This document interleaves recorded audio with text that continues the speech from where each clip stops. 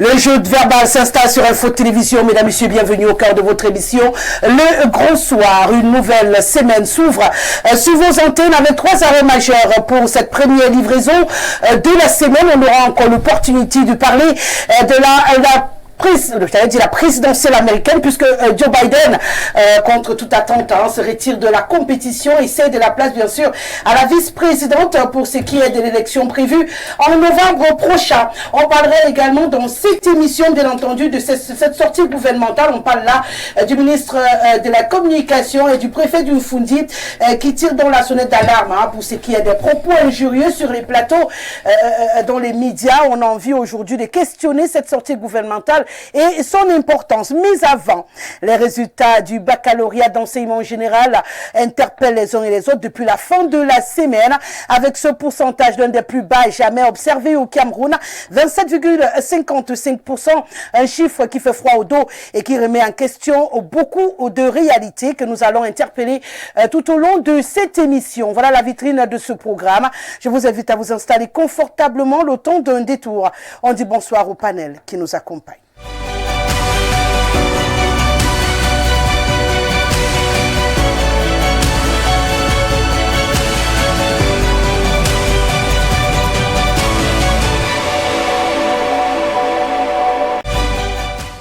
Bien sûr, le code d'accès reste et demeure lui-même. Le 699 13 50 75 par SMS ou par WhatsApp. Vous avez l'obligation, bien sûr, de contribuer tout au long de cette émission. N'hésitez surtout pas à en faire bon usage.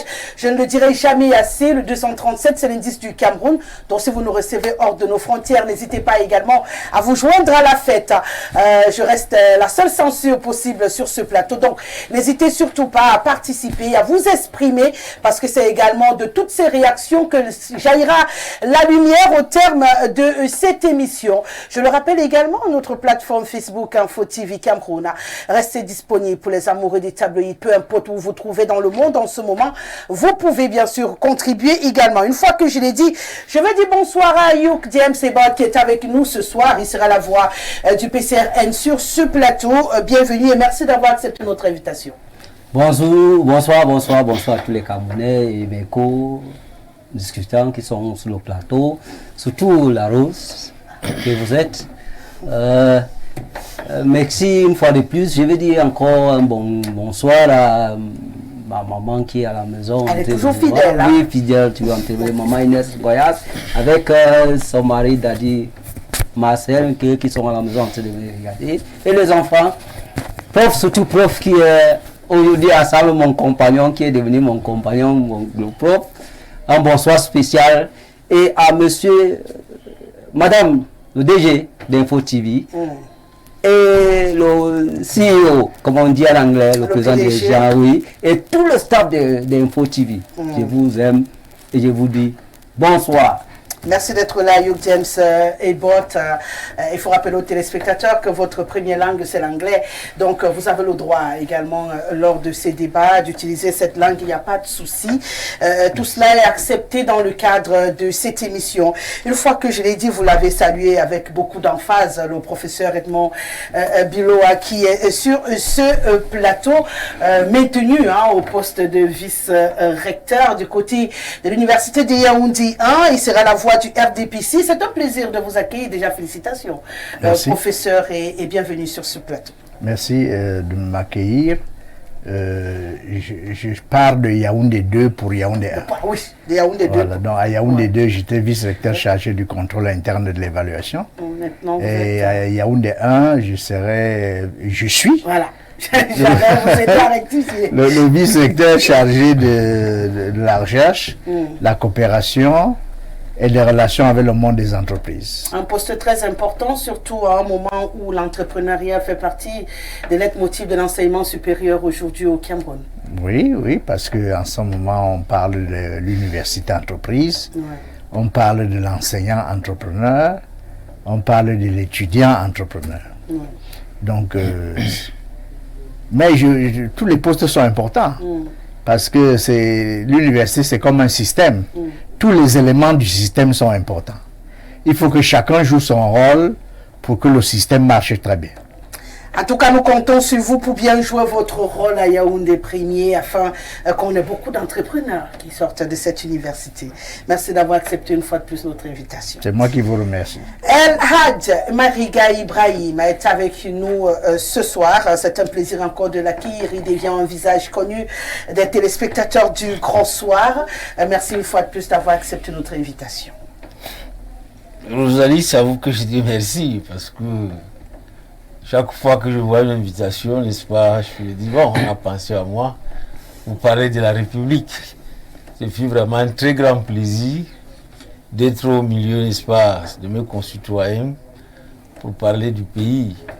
Je veux profiter comme ça, n'est-ce pas, pour vous encourager, vous autres journalistes, les hommes des médias, parce que le climat n'est pas bon pour vous ce dernier temps.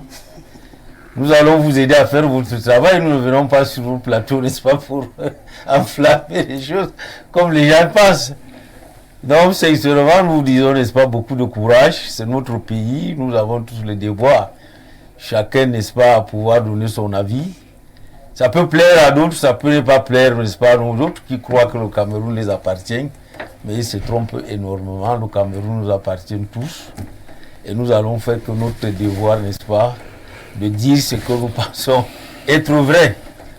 Si les autres pensent que n'est-ce pas le contraire de ce que nous disons, c'est ensemble dans un débat comme ça, n'est-ce pas, qu'on peut, n'est-ce pas, ressortir, jaillir la vérité, et puis ça, c'est tant mieux pour le Cameroun, ce pays que nous aimons tous. C'est pourquoi le principe de cette émission est de créer un environnement propice au joute verbal afin que jaillisse justement cette lumière nécessaire à la compréhension du fonctionnement du Cameroun et de l'actualité tant à l'intérieur qu'à l'extérieur du pays. Et nous n'allons pas déroger à la règle, peu importe ce qui se passera autour, comme j'ai l'habitude de le dire. Alors, il est avec nous ce soir, Jean Boulengong. Ça fait longtemps. Oui, ça fait longtemps. Il est enseignant, il sera la voix de la société civile ce soir. Merci d'avoir accepté notre invitation, bienvenue. Vous êtes bientôt au bout du tunnel avec les résultats des examens qui nous inquiètent et nous font trembler. Oui, Rosalie, merci beaucoup pour l'invitation. Je sais que je suis un de vos chouchous, mais très souvent l'année scolaire n'est pas facile. Et aussi, je voudrais saluer tous les collègues qui sont en ce moment en plein dans les délibérations du dernier examen, le probatoire. Saluer tout ce qui est de l'enseignement général, il faut apporter la précision. Voilà, parce que... et aussi dire un bonsoir à tous les bacheliers, dire mes félicitations et aussi saluer ceux qui malheureusement n'ont pas pu avoir le bac et leur dire que l'heure est au travail et la nouvelle année 2024-2025 est une année de travail et il faudra, n'est-ce pas, s'y mettre. Et à tous nos téléspectateurs, j'espère que nous pourrons dire des choses qui pourront les édifier. D'accord, c'est le principe, hein, rassurez-vous. Et bien sûr, pour compléter ce panel, le cinquième et non des moindres, Maître Jules Maillot est avec nous ce soir, juriste conseil. C'est un plaisir encore de l'accueillir sur ce plateau. Bienvenue, Maître. Merci, Rosalie. Bonsoir à tout le monde. Bonsoir à votre riche panel. Bonsoir à nos milliers de téléspectateurs qui sont abonnés chaque soir pour cette grande émission du Grand Soir. Je ne vais pas louper la chance de dire ce que je pense. Nous n'avons pas souvent cette chance-là, de fréquenter les grands hommes au Cameroun. Vous savez, Monsieur Magali le disait tout à l'heure, c'est un Camerounais pense que le Cameroun les appartient. Mais nous avons quand même la chance d'avoir des vrais patriotes, des vrais papas. Le professeur Edmond Bello, que j'ai l'habitude de regarder beaucoup plus sur les chaînes de télé, dans les chaînes de télévision. On a déjà eu à faire 1 ou 2 émissions. Oui, c'est ça. Mais j'avoue que nous n'avons pas l'habitude de témoigner les gens lorsqu'ils sont vivants. Ah, d'accord. Mais je pense que le professeur Edmond Biloa, au-delà d'être un papa, c'est un patriarche, c'est un patriote. Voyez-vous, au-delà d'être professeur de son rang, il est par-dessus tout recteur. Combien sont au Cameroun qui peuvent accepter? Vous savez, les grands au Cameroun acceptent seulement les émissions où on les reçoit seuls, où ils ont à expliquer, à élaborer la science. Mais le professeur, du haut de son piédestal, accepte de descendre à notre niveau pour ne serait-ce que venir nous accompagner. Parce qu'auprès de lui, c'est nous. Vous avez l'impression. Parce qu'auprès de lui, c'est nous qui apprenons. C'est nous qui bénéficions de son expertise, de sa sagesse et de sa connaissance. Il dit que c'est moi qui bénéficie. C'est moi qui bénéficie. C'est moi qui bénéficie. Donc je dis vraiment, c'est très beau pour nous. Et c'est une chance d'avoir quelqu'un comme professeur Edmond Blou, à qui je dis vivement merci professeur. Merci monsieur le recteur d'accepter que nous soyons à vos côtés et nous saurons tirer vraiment le meilleur profit que nous puissions tirer. Bon, rassurez-moi, j'espère que vous pourrez jouer votre rôle sur ce plateau ce soir. Et que quand vous êtes en bleu là, vous n'allez pas nous faire une tradition suspecte tout au long de l'émission. On va discuter. Non, mais Rosalie, on va discuter de manière honnête, sans être trop partisan. Ayant à cœur les intérêts des Camerounais et du Cameroun. C'est tout ce que je voulais dire. Parce que vous avez parfois, après des louanges pareilles, lorsqu'on va demander à mettre une loi prévue au Cameroun et qu'il commence à tourner non.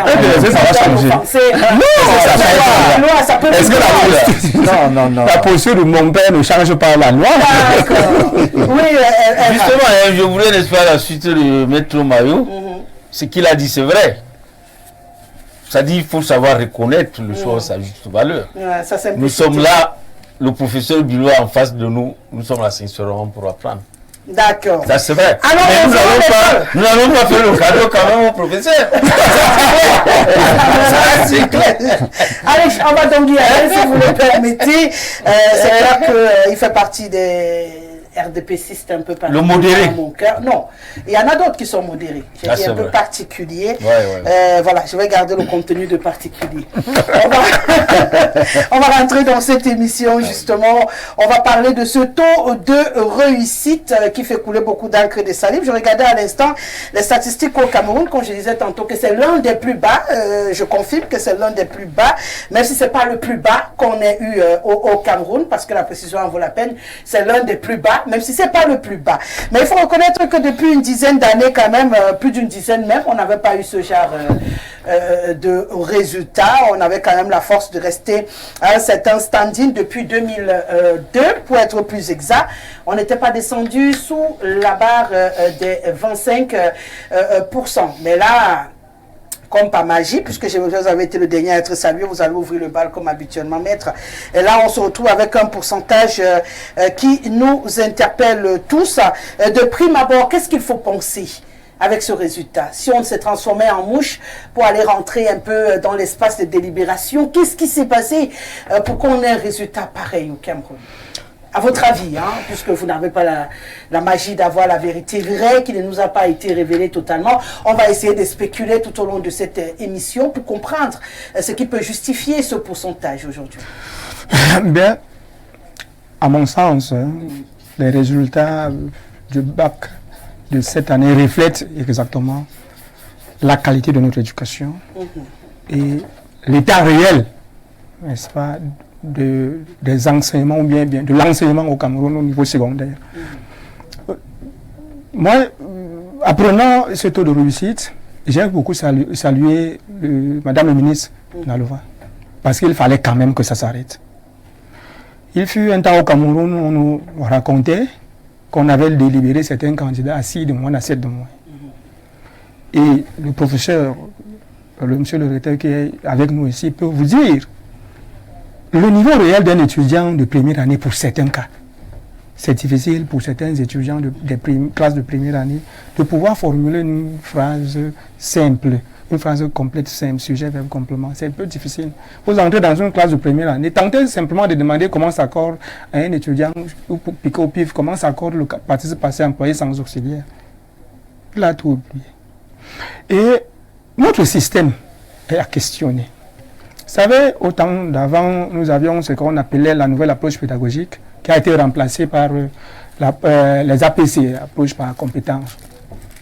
Alors, les APC aujourd'hui ont un système qui est très particulier. On vous demande par exemple de monter une preuve sur le fond de questions à choix multiples. On vous demande par exemple le corps humain a combien de têtes? Une tête, deux têtes, trois têtes. Il suffit qu'un enfant coche une tête et puis il devient savant. S'il a la chance donc de pouvoir cocher rien que les bonnes réponses, le jeu de hasard et puis trouver les bonnes réponses. Il se retrouve, n'est-ce pas, en train d'avoir une moyenne, alors qu'au fond, il ne mérite pas. Il faudrait qu'on le voie. Et l'enseignant qui est sur le plateau peut-être peut nous rafraîchir la mémoire pour ce qui est de...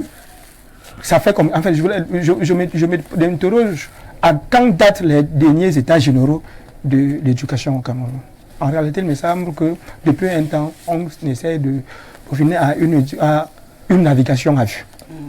Et donc, aujourd'hui, les résultats de cette année imposent à l'État du Cameroun et à ceux qui incarnent nos institutions ou bien nos institutions de revenir, de repenser l'approche pédagogique. Parce que ça ne va pas. Ça ne va pas. Et vous savez, Madame Nalova Lyonga a saisi particulier qu'elle est, comment dire, elle est de l'école anglophone. Et quelque part, ce que j'admire dans ce système, dans le système anglophone, c'est que, sans vous mentir, parfois on ne fait pas ce que nous on fait dans le système le système francophone, au point où les délibérations sont anarchiques. Il me semble, pour ceux qui ont participé aux délibérations cette année, pour ceux que nous donnent un certain nombre d'indiscussions, il a été dit, pas de délibération, vous avez 9,5, 9,5, vous ne passez pas, 9,85, vous ne passez pas, il faut avoir 10. Mais comment demandez-vous à un Camerounais qui dit pouvoir avoir un diplôme, que sur 20 choses, prendre 10 seulement, tu dépasses la moitié. Si ça te dépasse alors, ça veut dire que tu ne mérites pas, il faut attendre, n'est-ce pas, pouvoir avoir la maturité, l'étoffe scientifique nécessaire pour pouvoir affronter l'examen et puis réussir avec une bonne moyenne.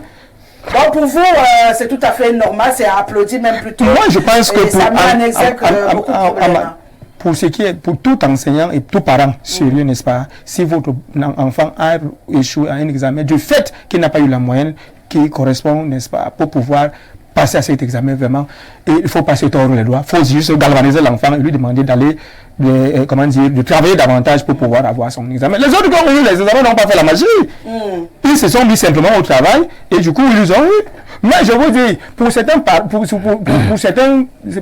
de nos enfants, surtout de classe première terminale, tous ont les téléphones Android. Je vous dis, si vous avez un enfant qui est en classe première terminale, qui a un téléphone Android, entrez dans son WhatsApp, ouvrez son WhatsApp à 1h du matin, vous allez voir qu'il y a de cela 10 minutes, il était en ligne. Il fait quoi à 1h du matin à WhatsApp en ligne?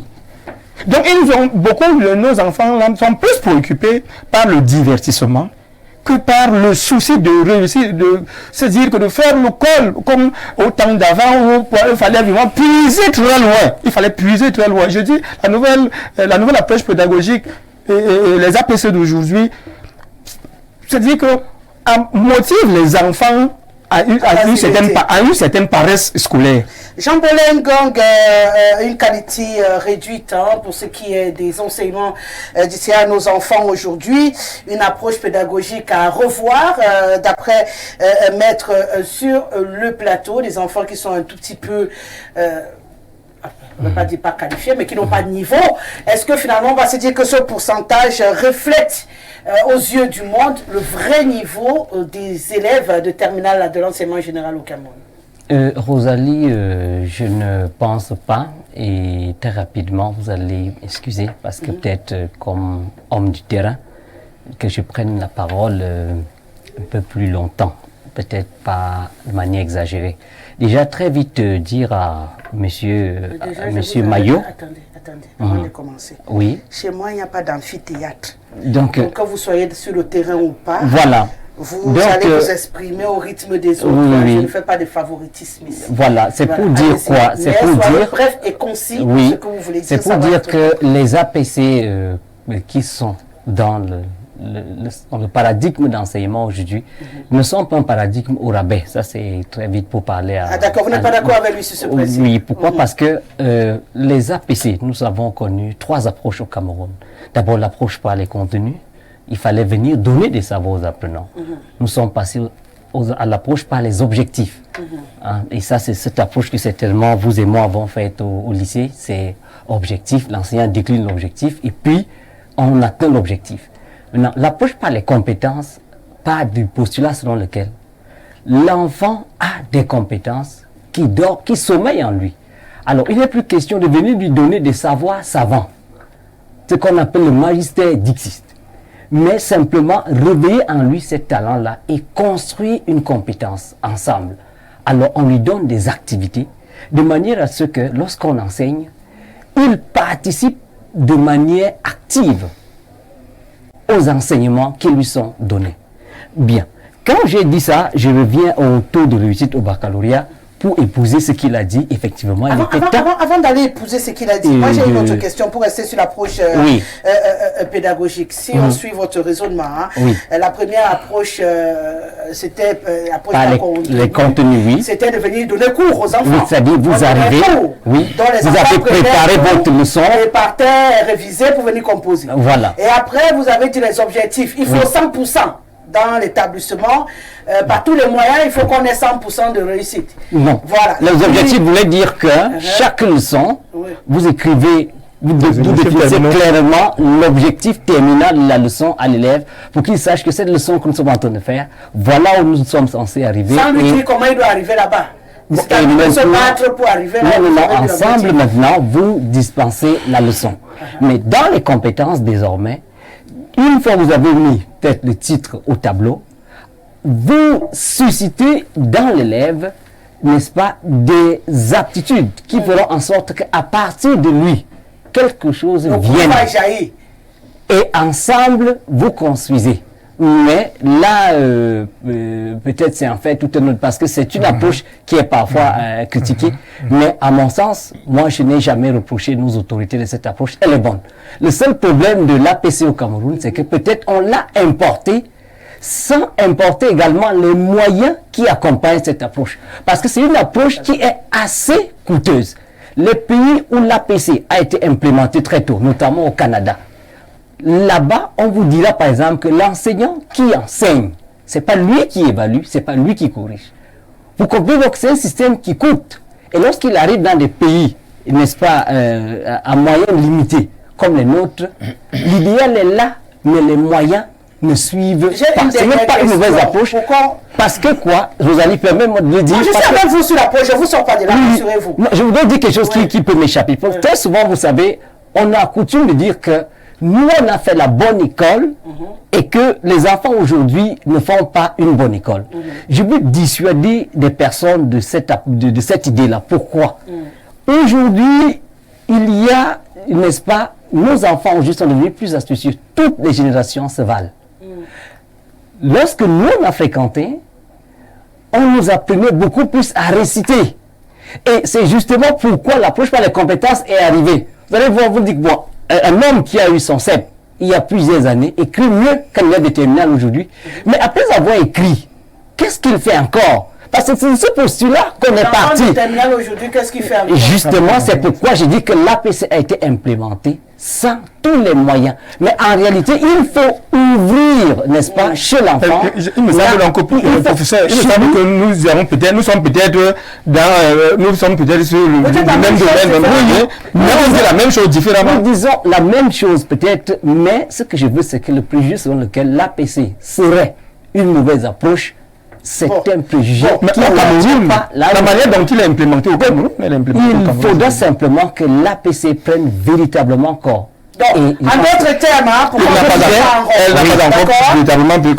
allé prendre une approche pédagogique qui ne cadre pas avec notre environnement, qui Je finis, après vous pouvez me démentir ou pas. J'essaie de résumer ce que vous avez dit.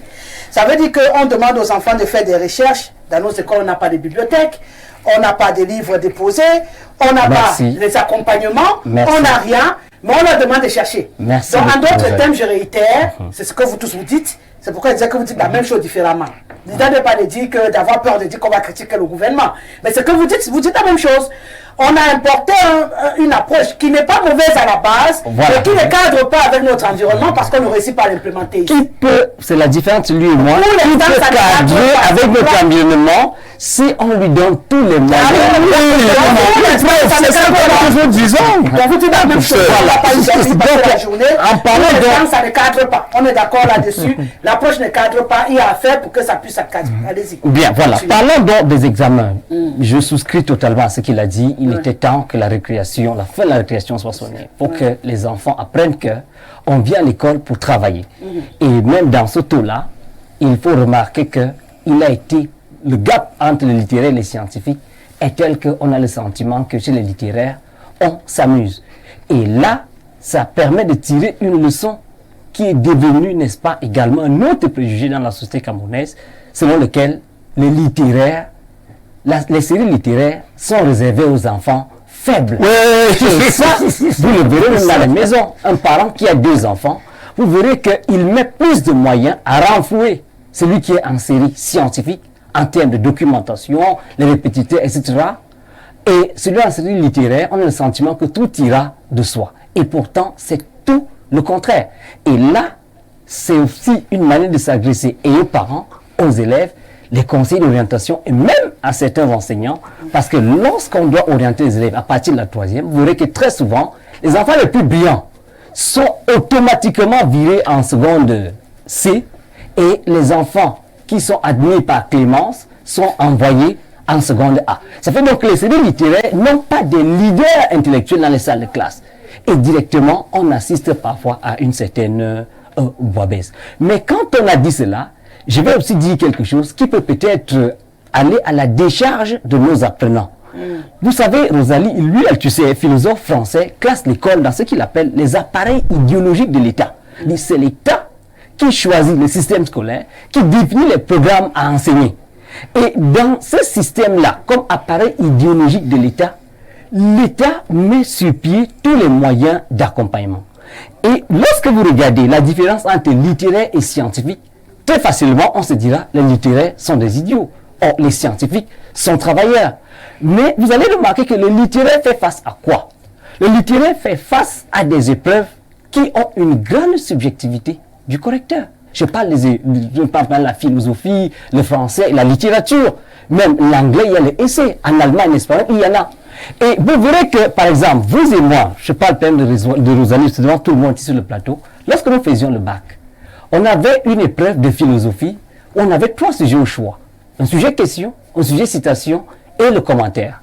Et c'était coefficient 4, tu avais 4 heures. Aujourd'hui, l'élève de terminale A doit faire en 4 heures un commentaire de texte et une dissertation. Alors, qu'est-ce qui se passe? C'est vrai que le commentaire de texte, on lui demande de le résumer en 25 lignes, mais ça n'annule pas le début de réflexion, parce que ce court commentaire doit avoir toutes les parties des commentaires. Je vais vous arrêter. Je vais dire une chose. S'il vous plaît. S'il vous plaît. Oui. Je vais vous arrêter, je vais vous dire pourquoi. Nous ne sommes pas ici en train de faire le procès du choix des séries des enfants à l'école. Parce que vous essayez de nous faire un procès pour les scientifiques, essayer de faire comprendre pourquoi les littéraires souffrent. Là n'est pas la question. Là n'est pas la question. Aujourd'hui, on n'est pas en train de savoir si les littéraires souffrent ou si les scientifiques souffrent. C'est pas ça que j'essaie de faire. C'est ce que vous faites. Vous nous prenez beaucoup de temps pour nous expliquer les souffrances des littéraires à l'école et les facilités des scientifiques qui sont qui leur trouvent des documents et tout. Nous, on a un problème. Oui, oui. C'est qu'on a un taux de réussite de 27,55% au Cameroun et que ce n'est pas logique. En fait, je veux dire, par rapport aux attentes... Je vais compléter votre phrase en disant, et ça peut-être parce que depuis que ce débat a cours, depuis la sortie des résultats, peu de personnes, il y a une comparaison tous azimuts. Il faut comparer le bac de cette année à tous les bacs de la même nature que lui, c'est-à-dire les bacs de la génération APC. Et clairement, on va constater que c'est le bac qui a le taux de réussite le plus bas. Oui. Ça, c'est clair. Mais c'est aussi le bac qui n'a pas eu, n'est-ce pas, de clémence dans la délibération de la période APC. Nous continuons. Est-ce que ça s'arrête? C'était une délibération hasardeuse là. Et je voudrais justement dire aussi à notre gouvernement, c'est que les délibérations, arrêtons de penser que les délibérations, lorsque peut-être parti de 10, on est arrivé à 9 ou 9,50, c'est que nous sommes en train de faire l'apologie d'un mauvais travail des élèves. Pas toujours. Dans beaucoup de pays dans ce monde, après le bac, il y a une session de rattrapage. Et au lieu d'organiser des sessions de rattrapage, on peut penser que si on revient à 9,50, ces élèves qui auraient échoué avec 9,50 auraient pu réussir si on organisait une session de rattrapage. Je rappelle qu'en France, lorsqu'un élève a réussi durant toute l'année, il est libre d'aller composer le bac s'il le veut. Oui, il peut même pas aller composer, il décide, et on lui délivre son diplôme de baccalauréat parce qu'il a réussi durant toute l'année. Il y a les réalités sociales. On parle de la digitalisation au Cameroun, c'est le paradigme depuis 2 ans. La digitalisation des enseignements. Moi, j'enseigne en zone rurale. Combien d'élèves peuvent accéder à la digitalisation? Les parents, les problèmes d'électricité et autres. Tous les élèves du Cameroun ne sont pas des Yaoundé ou de Douala. Oui, donc la délibération, parfois, avec demi de moyenne ou alors 1 de moyenne en moins, il faut qu'on arrête de penser que c'est une manière de favoriser, n'est-ce pas, la paresse chez les apprenants. Je prends là où vous avez chuté avec vous, El Hadj Maïriga Ibrahim.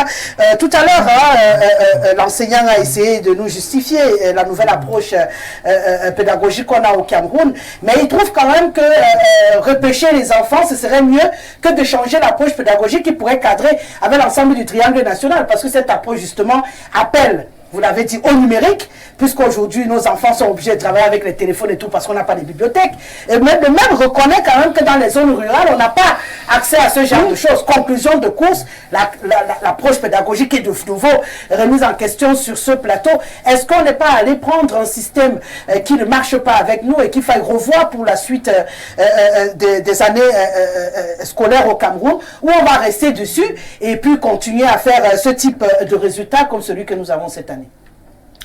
Vous allez écouter vraiment avec... Quand on délibère, quand on prend la note valable qui est 10, on se rend compte que ça veut dire que depuis qu'on a des résultats meilleurs, les enfants en fait n'ont pas capté le truc, donc ça ne passe pas. Moi, je ne s'était pas rendu compte, peut-être c'est cette année qu'on comprend que cette approche-là ne marche pas avec le Cameroun, qui n'est numériquement pas installé, qui n'a pas de bibliothèque dans les écoles, qui n'a pas les livres accessibles pour faire des recherches, et du coup, les enfants sont un peu perdus dans ce système-là.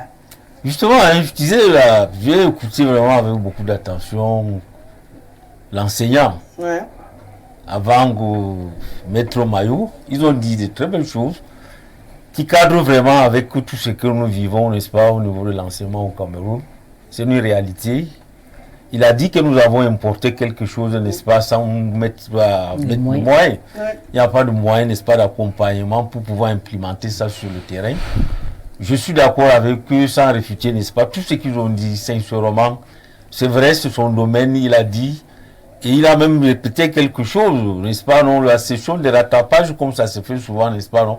C'est des choses, n'est-ce pas, moi je me dis, lors peut-être d'un état général, n'est-ce pas, non, de l'enseignement, peut-être, on a besoin de gens comme ça pour pouvoir, n'est-ce pas, revoir le système éducatif du Cameroun. Mais le cas qui nous intéresse aujourd'hui, n'est-ce pas, c'est cet échec-là, le taux, n'est-ce pas, de réussite, qui fait problème. Moi, je me dis, n'est-ce pas, au-delà de tout ce qu'ils ont dit, je pense qu'il y a un problème que beaucoup de gens cherchent à évacuer comme ça, n'est-ce pas, on oublie que quand même l'année-ci, on a vécu quelque chose de spécial. Les grèves, n'est-ce pas, le problème survenait pour les enseignants, les cas des enseignants, OTS, OTA. Cela est venu bouleverser sincèrement le cours de l'éducation, surtout pour l'année-ci, les exercices-ci. Donc, beaucoup de gens parlent, c'est tout à fait normal, vous, en tant que technicien, quelqu'un de la maison, n'est-ce pas, vous entrez en profondeur. Mais moi, personnellement, ce que je pense, cette histoire, n'est-ce pas, que les autorités ont pris avec tellement de légèreté au départ, on a trouvé que les enseignants faisaient trop, on les a jetés comme ça à l'empathie, en disant non. On n'a pas voulu, n'est-ce pas, comprendre le danger, parce que nous oublions aussi, n'est-ce pas, qu'à un moment, n'est-ce pas, les gens ont pensé même, n'est-ce pas, une année blanche au Cameroun. On est d'accord. Nos enfants allaient à l'école, ils restaient, les enseignants allaient s'asseoir, ils ne dispensaient pas le cours. Est-ce que c'est facile? Tout ça a impacté, n'est-ce pas, pour ce que nous avons vécu aujourd'hui. C'est le résultat de cela. Donc, désormais, n'est-ce pas, nos autorités, nos dirigeants, savoir prendre quelque chose dès le début, n'est-ce pas? C'est comme la crise anglophone. Au départ, on nous dit, n'est-ce pas, il n'y a aucun problème anglophone, non. Nous nous retrouvons à 8 ans. Ce problème des enseignants, je vous assure, est l'une des causes de ce tour-là. Des réussites que nous voyons.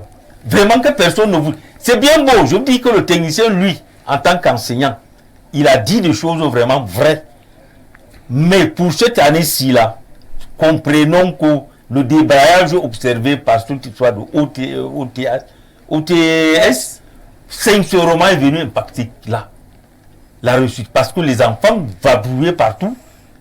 Vous les rencontrez dans les bars, autour des établissements, d'autres restent même carrément au quartier.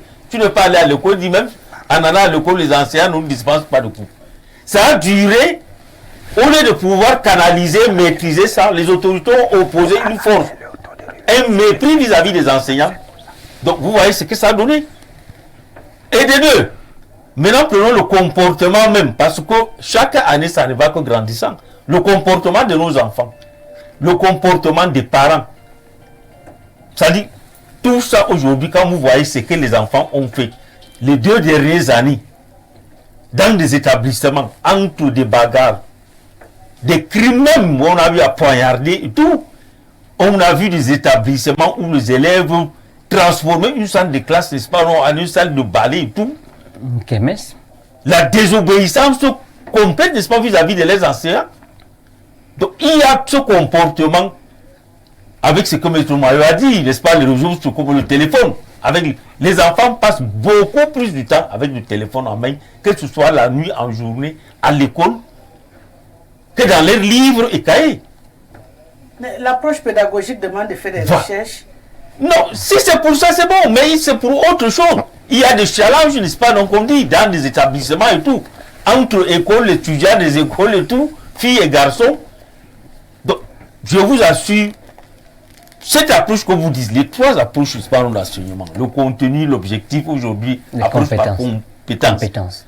Vous avez raison, c'est des étapes. L'État n'a pas préparé, peut-être avec le temps, ça peut, mais tant que nous, parents, je vous assure, dans les années à venir, on peut bien bon accuser, n'est-ce pas, non, l'État, mais voyons, nous, parents, qu'est-ce que nous faisons avec nos enfants aujourd'hui, dans des maisons? Nous laissons faire, nous détruisons nos enfants, nous les envoyons à l'école, ils vont implémenter ce que, parce que nous n'avons jamais appris à l'enfant que l'enseignant, c'est que nous avons appris, l'enseignant est ton parent. L'enfant rentre à la maison, c'est le père qui dit, ce pauvre enseignant. Je vous assure, notre société aujourd'hui, avec nos enfants, chacun à son niveau, c'est lui qui fera, qui doit façonner son enfant.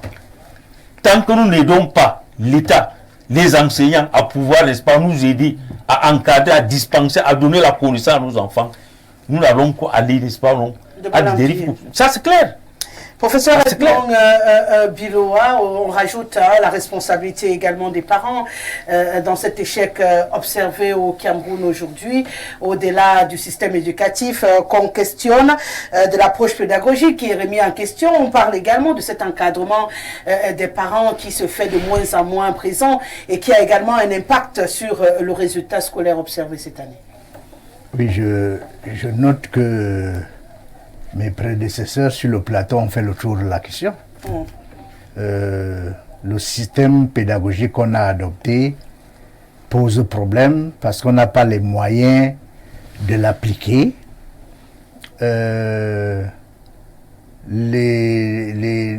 Aussi bien les élèves que les enseignants n'ont pas les conditions de travail qu'il faut, les conditions de vie dans lesquelles aussi bien les enseignants que les élèves sont impliqués, ces conditions sont-elles adéquates? La famille s'occupe-t-elle de manière idoine des enfants aujourd'hui? Donc là, on a fait le tour de la question. Et donc, je pense que ce qu'on attend maintenant, c'est que les autorités en charge de l'éducation fassent des enquêtes et nous disent quelle est la raison pour laquelle on arrive à ce type de résultat. Parce il y a une enquête qui doit être encore faite par la ministre pour comprendre pourquoi les enfants... Non seulement par la ministre, mais par ses collaborateurs. Vous avez les inspecteurs chargés de la pédagogie, les inspecteurs généraux, vous avez les inspecteurs qui sont chargés de la pédagogie. Ils vont faire l'enquête où? Non, ils vont s'asseoir et ils vont dire qu'est-ce qui ne marche pas. Qu'est-ce qui ne marche pas? Il y a quelqu'un sur le plateau qui a posé la question de savoir quelle est la dernière fois qu'on a tenu les états généraux des enseignements. Et puis, depuis quelque temps, on attend le forum de l'éducation qui ne se tient pas. Autant d'endroits, autant de structures dans lesquelles les problèmes auxquels les enfants, les enseignants, les parents sont confrontés, sont discutés. Donc, on ne peut pas, comme ça, de but en blanc, parler des problèmes de l'éducation au niveau du secondaire aujourd'hui, si ceux qui gèrent cet aspect de notre éducation, de notre système éducatif, ne s'asseyent pas pour réfléchir à la meilleure façon de conduire le système éducatif au Cameroun. Ayouk, à votre avis, qu'est-ce qu'on fait? Rosalie, je vais d'abord commencer par vous dire quelque chose. Il y a l'un de mes papas, le professeur Ebenezer Njomoy. Il a écrit un livre de la médiocrité à l'excellence. Vous savez, tout ce que nous parlons là, moi j'ai écouté, on tourne autour de la médiocrité. Parce que si on dit qu'un élève a 10 des moyens, il doit passer, moi je ne comprends pas. 10 des moyens. Moi je pense que nous devons professionnaliser nos écoles secondaires. Ça devient l'école des métiers. Je peux vous dire quelque chose. Les êtres humains que nous sommes, chacun de nous c'est un génie. Un génie, il a un esprit. Et cet esprit-là est attaché à un art. Il y a problème d'orientation à notre système éducatif au Cameroun. On tourne toujours, des années passent, on dit les mêmes choses et puis rien ne change. Il y a ce problème-là. Un être humain, c'est un artiste. Si on professionnalise notre système éducatif sur le plan secondaire, 7 ans, un enfant qui apprend un métier pendant 7 ans, ils sont comme lui dit là directement avec ça. On n'a pas besoin de l'office de bac pour pouvoir aller s'asseoir, qui vont délibérer. Non. 7 ans école de métier. 7 ans dans un métier. Vous croyez qu'un enfant qui apprend pendant 7 ans, même si c'est le journaliste que vous parlez pendant 7 ans, ce que vous dites là, que vous faites à l'école secondaire, c'est ce qu'on devait faire à l'école primaire. On prépare les enfants pour entrer dans les écoles de métier. Tous les génies n'ont pas les mêmes capacités, n'ont pas la même compétence, ils ne peuvent pas aller très loin. Mais chacun à son niveau doit être à mesure d'avoir ce qu'on appelle le savoir-faire. Quand tu sors à l'école avec un savoir-faire, ça va, non seulement tu peux être disposé à une entreprise, ou bien tu peux créer, devenir ce qu'on appelle l'auto-emploi. Donc on a ce genre de pourcentage aux examens parce que ce n'est pas l'école... Ce n'est pas organisé. Ce n'est pas... Regardez par exemple en France, comme vous dites là, l'école, c'est l'école primaire qui est obligée à tous. Vous savez ça, non? Alors, comment vous dites, il faut souvent dire la vérité au Cameroun. Nous voulons tous que le Cameroun doit sortir de ce que nous... Je ne sais pas comment dirais-je. On doit avancer. Je dis, je tiens toujours à vous dire, tout ce qu'on parle là, c'est parce qu'on veut maintenir les enfants dans la médiocrité. Il est inadmissible qu'aujourd'hui là, on ne puisse pas parler de l'excellence. L'excellence vient de quoi? C'est l'art et la science. Tu maîtrises ton art et Tu ne maîtrises pas, tu restes. Tu sais pas, c'est tout. On n'a pas besoin de l'office de bac, on n'a pas besoin de juste board qui va venir s'asseoir d'abord, il commence à réfléchir, on va délibérer comment on va faire ceci. Tout ça, tous ces magouilles-là doivent s'arrêter, on doit passer à l'étape supérieure. C'est tout simplement ça. Tous les pays qui se sont développés, c'est l'école.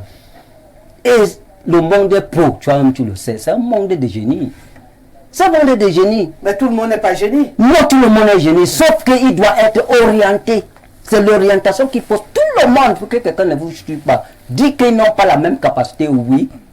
Ils n'ont pas la même capacité, ils n'ont pas la même force, ils n'ont pas la même compétence, oui. Chacun à son niveau. Je tiens à vous rappeler qu'il y a quelqu'un qui peut entrer ici. Qu'est-ce que vous mettez dans génie dans ce cas? Vous mettez quoi dans génie? Là, de pratiquer quelque chose. Là, on a des lycées techniques, même s'ils n'ont là, pas non, de- tout de même, je vais vous dire une chose. Vous êtes journaliste, n'est-ce pas? Vous êtes un artiste. Vous maîtrisez l'art et la science de journalisme, vrai ou faux? Comment vous voulez me détourner? Je ne vous détourne pas. Non, je dis à l'enseignant. Je parle à l'enseignant. Je n'ai pas refusé. Écoute, il y a la science, il y a la technologie, il y a ces trois choses qui font le développement physique d'un pays. Il y a la science, technologie et artistique. Et je tiens à vous rappeler que tout un être humain a ces capacités-là de faire tout dans son domaine précis. Dans son domaine, il peut le faire. Ça, s'il n'a pas besoin, elle est devant nous. Elle nous prouve ça tous les jours. Elle peut inventer, elle peut créer. Et la preuve, c'est ce qu'elle fait. Elle dit des choses, elle invente des choses. Parfois, tu restes, il regarde, il dit que mais cette femme-ci là, c'est comment là? Elle peut inventer, elle peut innover. Elle innove vraiment pour son programme. Est-ce que c'est quelqu'un qui vient l'inspirer? Non. Elle peut inventer, elle peut innover, elle peut inventer, elle peut créer, elle peut innover. Donc c'est ce qu'on attend. C'est ce qu'on attend du Cameroun. Ce n'est pas un problème qu'on doit dire que le système qu'on a importé de je ne sais pas où. Et donc vous êtes tous les Camerounais ont un génie. Donc tous les Camerounais, tous les autres il faut aller actionner. Juste là. D'accord. Là, juste là, et vous allez voir comment ils vont. Ça veut dire qu'ils vont passer à la part de ça.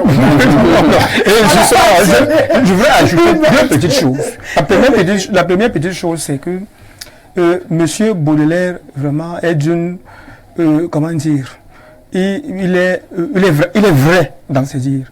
Il a quand même la capacité de reconnaître que nous avons importé les APC qui ne nous servent pas. Ah oui. Et vous savez ce qui fait problème? En réalité, c'est comme si on miroite quelque chose quelque part, on dit ok, ça peut aussi être bon chez nous.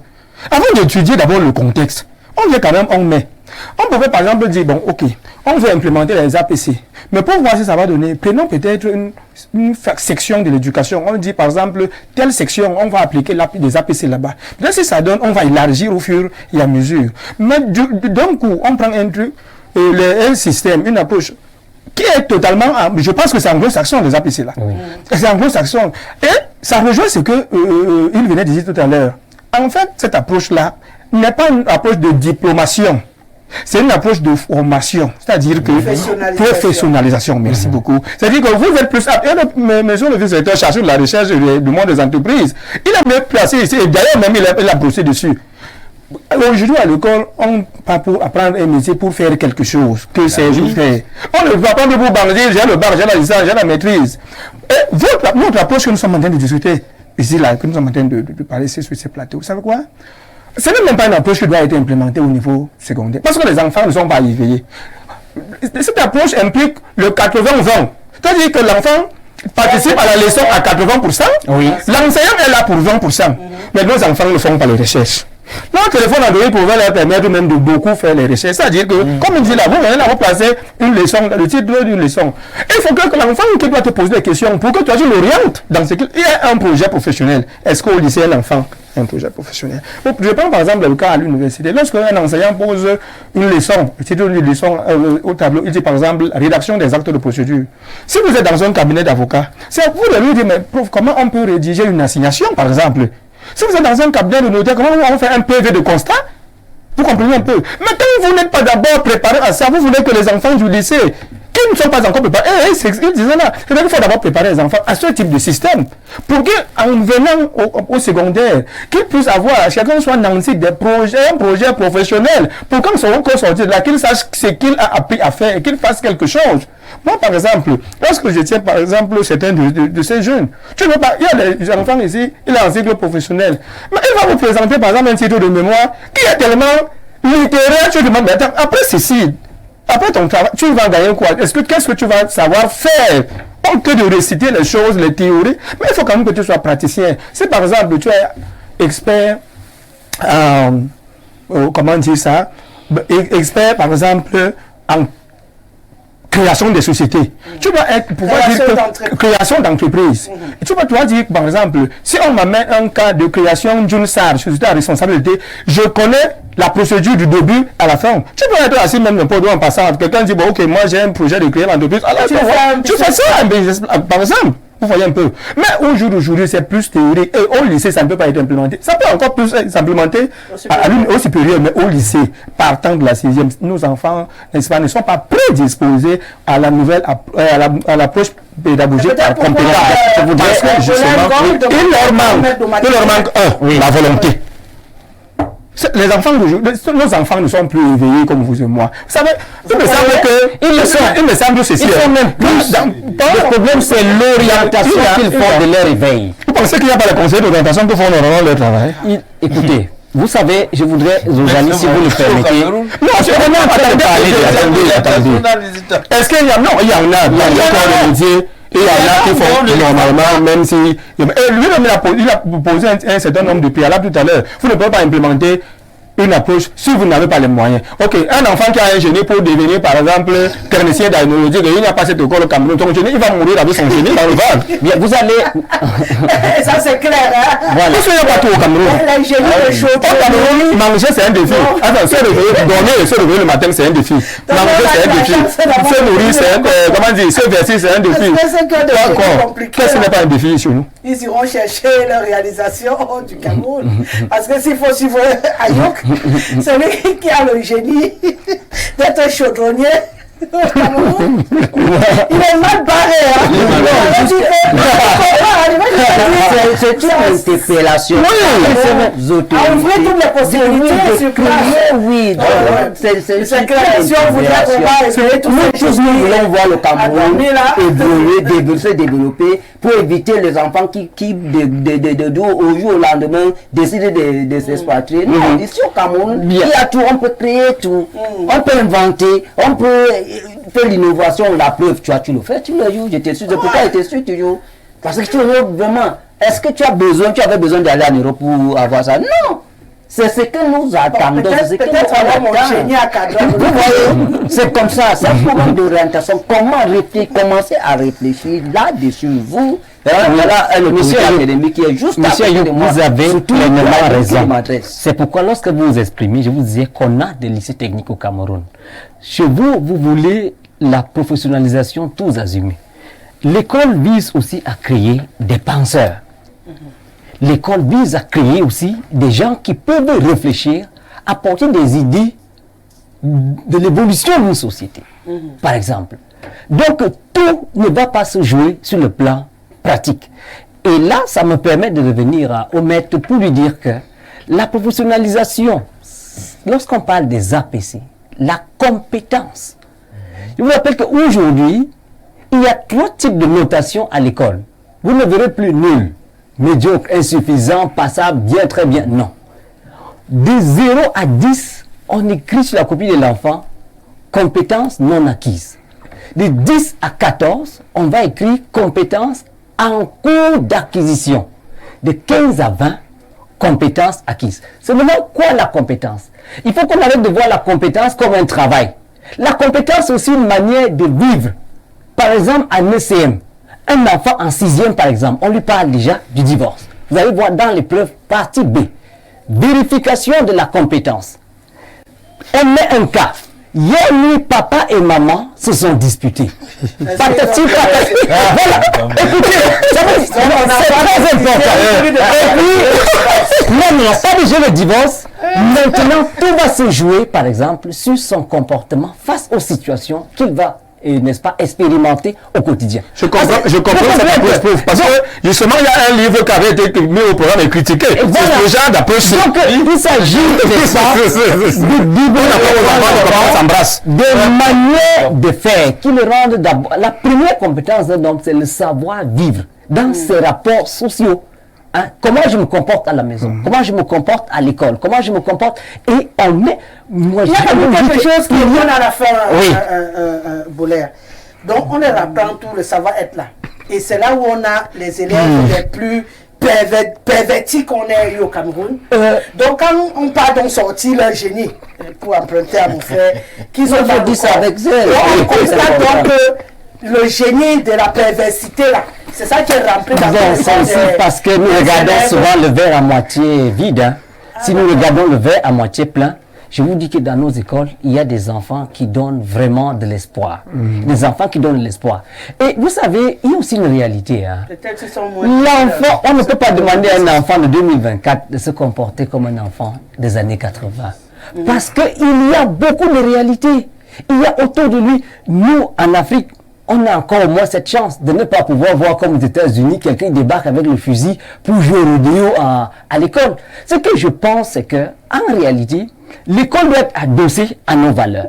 Et peut-être c'est à ce niveau-là qu'il faut qu'on trouve l'équation qui fera que l'enfant, n'est-ce pas, qui s'imprègne de la modernité, continue de conserver les valeurs culturelles qui fondent notre société. Parce qu'en réalité, c'est un chemin de non-retour. C'est-à-dire, on aura regretté, mais on ne peut pas. On ne peut pas faire marche arrière. Même chez vous, monsieur Ayoub, vous avez les lycées techniques dans le cycle anglophone et des lycées d'enseignement général. Il faut d'abord amener un homme à comprendre sa société. Ce n'est pas en apprenant un métier, par exemple, que quelqu'un peut comprendre l'utilité d'aller peut-être s'inscrire sur une liste électorale. C'est en lui donnant ce nombre de leçons, en lui montrant comment fonctionne d'abord la société, la maison, la famille, l'école. Ah, pardon. Les médias. On est sur le taux de réussite au bac. Oui, le taux de réussite, c'est ça qu'on est en train de vraiment. Les enfants ont reçu les leçons. On les a interrogés sur les leçons qu'ils ont reçues. Oui. Parce que, M. Magaël l'a dit tout à l'heure, il y a eu vraiment les OTA, les OTS et autres. Mais il ne me semble pas que les épreuves qui sont venues cette année n'étaient pas au niveau de ceux qui étaient candidats à ces examens. Oui. Vous comprenez un peu. On les a interrogés sur ce que nous sont censés avoir vu. N'est-ce pas? Et ces enseignants, nous qui sommes enseignants de ces enfants-là, savons ce que jusqu'où nous sommes allés dans les programmes. Oui. Nous ne pouvons non pas nous hasarder à leur donner des épreuves sur des sujets, des thématiques qu'ils n'ont pas vues en classe. Une chose est simple et est vraie. Nous nous sommes habitués, notre société est en proie à la facilité. Vous savez, ces enfants, beaucoup là pensent que quand vous partez à l'examen, une fois vous pouvez jeter un coup d'œil à gauche et un coup d'œil à droite, vous avez un bac cotisé et puis vous avez réussi. Si ça ne donne pas comme ça, peut-être avec les délibérations qui descendaient à un niveau à 7 de moyenne, on va remonter en surface parce qu'on va dire, ok, comme il y a l'élection présidentielle l'année prochaine, il faut quand même que les parents soient en joie cette année pour que l'année prochaine, on comprenne que quand même ça marche. Vous comprenez un peu? Tout ça là, ça joue. Et il faudrait qu'on revienne à la réalité. Le problème n'est même pas trop la compétence et c'est l'approche. Il faut que les enfants se mettent au travail, qu'ils travaillent. Bien entendu, il faut que ces enfants travaillent. Que les enfants se mettent au travail. Là, je reprends. En 78, ça devait être le ministre J'ai repris. Si je vous laisse la causerie, là, on ne va pas sortir. Juste ce que j'ai retenu là, ça veut dire que comme on a donc repoussé les élections là, on va parler. On va faire parler quelque chose. Non. Si je suis son raisonnement, professeur. Donc, comme c'était prévu là, et puis on a renvoyé, du coup, on a dit que ce sont les sacrifices d'abord, c'est cela qu'on a dit. Bonsoir, madame.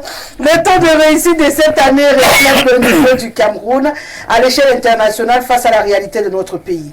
Nous, les enseignants, nous ne sommes pas surpris de ce taux national, car tout le monde a abandonné l'école aux écoliers. Lisez seulement les différents points de revendication soulevés par les enseignants. Vous constaterez qu'au point de revendication n'a été résolu définitivement à l'heure où nous parlons. Je félicite en passant Madame le ministre des Enseignements secondaires pour cette initiation, qu'elle continue à serrer les examens comme les examens avant de Joseph Oonake, Rosalie Gessela, Bonaventure de Kayele. Tu es sûr que tu connais le genre d'examen que j'ai Bonsoir le plateau. Le système APC n'est pas pour les diplômes, c'est une formation professionnelle. Nos dirigeants comprennent bien, mais par manque de moyens, ils restent eux tranquilles. Alors au premier cycle de l'enseignement technique, pour moi, laissons l'APC et on passe à autre chose. Nous ne disposons pas de moyens. C'est Lonsi Meli qui nous écrit depuis Bafoussam. Waouh! Quelle beauté étincelante à illuminer ce studio. Le PCR Nounou, dans des tributations de famille à l'approche des élections. Edmond, congratulations, grand prêtron du Rassemblement des danseurs et percussionnistes du Partillon d'État. Ibrahim, le réformiste progressiste, a sermonné nous autres de par les dénonciations de la malgouvernance attendant la déportation du préfet Tron. L'enseignant dans une tenue traditionnelle d'un Kunkuma portant du tsunami des résultats. Maître lui aussi dans le vestimentaire traditionnel, faisant des éloges à un grand enseignant pour intégrer sûrement le grand R. Normalement. Nous sommes dans l'émergence d'un système éducatif, d'une société en termes de médiocrité, pour un génocide intellectuel au vu des responsabilités partagées. Les parents n'éduquent plus leurs enfants parce qu'à la recherche du roublon. À l'école, les enseignants dans une extrême précarité et dans OTS, OTA, des conditions de travail et salariales ont mis la vocation dans les tiroirs de l'oubli. Les enfants plongés dans un système didactique de jouissance commerciale peinent à appliquer les règles du Mamadou et Bineta, sans oublier autre bouquin à penser, une bonne instruction. Je n'oublierai pas les délibérations à géométrie variable au fil des années. Mon baccalauréat, je l'ai obtenu en 84, dans des conditions de la compétence, méritocratie et émulation. Wow, comment parler du savoir-faire dans un système didactique de la pierre polie pendant que les autres sont arrimés à une technique éducative d'avant-garde. C'est Masok Thomas qui nous écrit ce soir. Bonsoir à tous sur le plateau. Je suis d'accord avec le monsieur en veste croisée gris. En Allemagne, les enfants partent à l'école à 7 ans, mais durant les 4 prochaines années, on leur apprend l'approche par compétence. Et après, ils entrent au secondaire et font directement une école professionnelle. Après, ils veulent faire des recherches, ils partent à l'université. Et l'Allemagne est la première puissance économique de l'Europe. C'est Jaurès qui nous écrit depuis Mimboman ce soir. Bonsoir Rosalie, dans la réussite proclamée, où sont ceux qui ont eu l'eau? S'ils sont parmi ceux qu'il faut annuler le bac de cette année. Bon, comment on va les détecter? Bonsoir ma Rosalie, il faut rappeler qu'on a réussi avec 10 suivants. Les délibérations, elles sont un moyen de clémence et non une obligation. C'est la normalisation de la norme écartée par le RDPC. Les résultats et les enfants sont le reflet de l'environnement dans lequel ils évoluent. Espérer les résultats fiables dans un tel système pourri est une hérésie aujourd'hui. L'environnement sociétal est pourri, le kior, les partous, les sextèbres, les TikTok, les sectes. Voilà ce que l'environnement montre à nos élèves. C'est Gérard qui nous écrit ce soir. Bonsoir Madame Rosalie. Nous demandons les états généraux de l'éducation. Point. Aurélien Nicolas depuis Girouidig, dans l'extrême nord du Cameroun. Bon débat. Mon frère, tu disais que c'est Girouidig quoi? Girouidig. Bonsoir au grand soir. Les enseignants n'ont pas vu cet échec venir, notamment les séries avec Néant. Ça veut réellement dire que les séquelles de OTS et OTA sont encore fraîches. Concernant l'application de l'APC, je la trouve bonne, mais ce n'est pas réaliste au Cameroun. Bonsoir, je pense que l'enseignant sur le plateau a raison d'évoquer le cas spécifique de la série A où les résultats sont particulièrement catastrophiques, à moins de 7%. Son développement était très intéressant. Je suis monsieur Thiedom depuis Yaoundé Simbox. Si vous voulez vous en convaincre que c'est la littérature qui est le problème. Autrefois, les enfants passaient dans la même littérature, ne venaient pas faire des différences. Donc si ceux-ci n'ont pas pu écrire la philosophie, c'est qu'ils n'ont pas... Vous appelez quoi? Ils n'ont pas... Vous avez dit apprentissage quoi? La compétence. Voilà, compétence acquise. La compétence voilà. acquise. Ils n'ont pas acquis la compétence. Bonsoir à tous et à toutes sur le plateau. L'approche par compétence est sur le principe une très bonne chose pour notre système éducatif. Mais son implémentation pose problème car il manque de ressources et les enseignants n'ont pas toujours la compétence pour l'implémenter. De plus, beaucoup de parents ont démissionné. Et il n'y a pas de ressources documentaires en dehors de l'école, ce qui fait que certains enfants ne sont jamais à la page. Sur l'évaluation, l'approche par compétence est plutôt généreuse, car pour une question, l'enfant peut ne pas trouver une réponse et avoir plus de la moitié des points parce qu'il a un peu réfléchi. Vivement les états généraux de l'éducation. Bonsoir à vous sur le plateau, très belle thématique à l'ordre du jour. Pour ce qui est du taux de réussite au baccalauréat de cette année, qui est relativement bas par rapport aux autres années, je pense que cela relève de plusieurs facteurs très profonds. 1. Le système éducatif qui est presque caduque au vu de l'évolution du monde. Les élèves sont profondément désorientés à cause des réseaux sociaux où tout le monde se bat à être vu et zouk miel. 3. Le mauvais traitement des enseignants qui non seulement ont des conditions de vie difficiles, mais aussi ont des conditions de travail précaires, ce qui attaque leur morale et affecte automatiquement leur rendement. Comment comprendre que les enseignants OTS réclament leurs avancements, on les suspend de la solde sur le fallacieux prétexte qu'ils seraient au Canada juste parce qu'on veut l'intimider. Ce type d'enseignant peut encore produire quoi? Au demeurant, la mesure prise par le ministre des Enseignements secondaires de délibéré à 10 suivants démontre que la fuite des épreuves décriées lors des examens de cette année était effective. Tout ça est dû à la galère des enseignants, car un enseignant suspendu de la solde et qui est un maillon de la chaîne des examens qui tombe sous une épreuve avant le passage de celle-ci va la vendre au candidat pour chercher de quoi manger. Jean-Calvin Mendim depuis Berthois. Autre réaction enregistrée ce soir. Bonsoir madame. Je suis vraiment étonné que ce résultat inquiétant. Nous sommes habitués à faire mal les choses. Si bien que pour une fois qu'on fait les choses normalement et que seuls les méritants passent, nous sommes scandalisés. Une fois n'est pas coutume, j'adresse mes vives félicitations à madame la ministre qui n'a fait que respecter la norme. Un examen comme le baccalauréat n'est pas un concours. Quand on a 10, c'est-à-dire la moyenne, on passe. Ce n'est pas sorcier. Sauf fricas depuis Douala. Les résultats du baccalauréat sont le reflet de la faillite du système gouvernant. Comment peut-on avoir des bons résultats lorsque la tricherie, le favoritisme, l'absence du culte de l'effort, l'indiscipline, le vol sont érigés comme des normes? Omer Dikam qui nous écrit. Autre réaction enregistrée. Bonsoir le panel. Le Cameroun est à l'image de ce que le chef de l'État a voulu. Madame Rosalie, si nous voulons avoir de bons résultats avec l'APC, je pense qu'il serait mieux d'introduire des ingénieurs dans nos salles de cours pour donner de la compétence aux élèves, surtout les séries scientifiques. Bonsoir, moi c'est Ousseini Bakari depuis Ngaoundéré. Selon mon point de vue par rapport au taux de réussite, votre message a été coupé. Bonsoir Rosalie et tout le panel, j'ai l'impression que vous esquivez la véritable question. Il n'y a pas de délibération mais de l'admission directe. La question est celle de savoir pourquoi cette année on n'a pas délibéré les candidats, pourtant chose qui se faisait auparavant. C'est simple. Madame le ministre écrit qu'il n'y a pas eu fraude et elle se contredit en refusant de délibérer les candidats. Abou depuis Maroua. Non, c'est trop nombreux. Je vais m'arrêter. Je vous aime, mais là, si je voudrais avancer avec cette émission. Bonsoir le plateau, monsieur Ayouka crevé l'abcès. L'école actuelle ne sert plus à rien. Même avec 100% au bac, cela va augmenter le chômage au Cameroun. Repensons notre école. Les conseillers d'orientation ne servent à rien. Merci. C'est Ambazo qui nous écrit. Demandez au président pourquoi il gâte son pays. La faute lui revient ses résultats.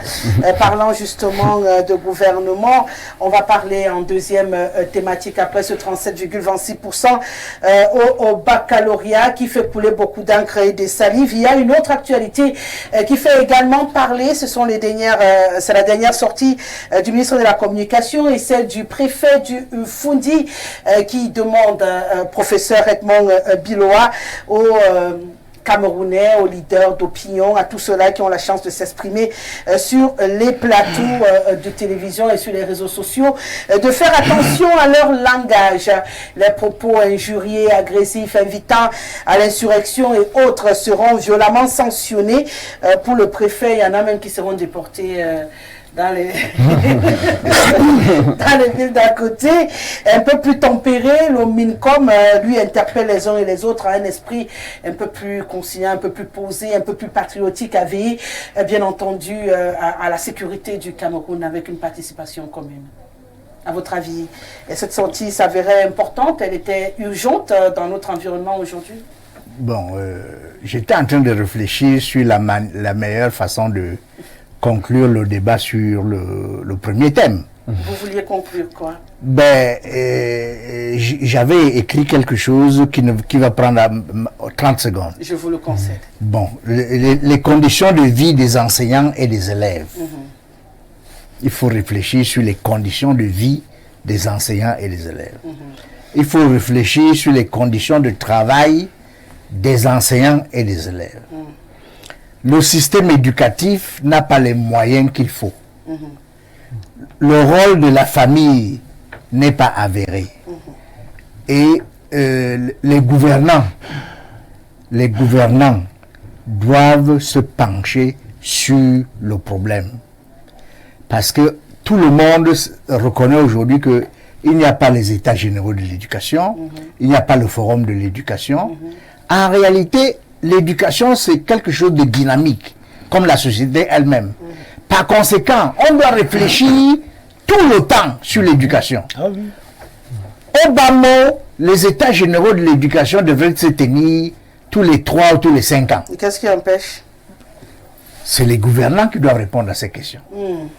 Voilà ce que je voulais dire. Maintenant, on passe à mon... Bon, maintenant, il y a d'ailleurs, depuis que le préfet du Fundi a sorti cet arrêté, les gens nous ont, ceux qui connaissent bien l'histoire du Cameroun, nous ont dit que le même problème s'était posé en 70 dans la vallée du Ntem. Le préfet de la vallée du Ntem avait interdit de séjour quelqu'un et la personne a saisi le tribunal administratif. Et le juge administratif a donné l'acte. Raison à ce citoyen. A donné raison à ce citoyen. N'est-ce pas? Je ne sais pas si le terme c'est abrogé. Abrogeant par le fait même la décision préfectorale. Donc, si on se réfère à l'histoire, n'est-ce pas? L'histoire nous dit clairement que on ne peut pas déporter un citoyen dans son pays. Parce que le citoyen, par définition, doit être à l'aise partout où il se trouve dans son pays. Maintenant, ça veut aussi dire qu'il y a des voies de recours. Quelle que soit la décision qui est prise par les gouvernants, il y a toujours des voies de recours. Ces voies de recours peuvent être lentes, mais elles existent. Elles existent. Maintenant, le préfet, lui, je ne pense pas qu'il voulait créer une polémique. Il voulait juste... C'est une mesure de prévention. Pour dire aux gens, faites attention, si vous appelez les gens au soulèvement ou à l'insurrection, vous aurez des problèmes avec... Pas avec le préfet, mais avec la justice. N'est-ce pas? Parce que ça devient le problème de la justice. Maintenant, si vous insultez les institutions ou les gens qui incarnent les institutions, vous aurez aussi des problèmes. C'est ça un peu le message. Mais je pense qu'il y a un problème de formulation et je crois que la sortie du ministre de la communication, c'était pour faire ce qu'on appelle en anglais américain damage control. C'est-à-dire que la sortie du préfet ayant causé un certain tort, le ministre de la communication a remis les pendules à l'heure. N'est-ce pas? Donc, je pense que, en fait, c'est une bonne chose parce que chacun est dans son rôle.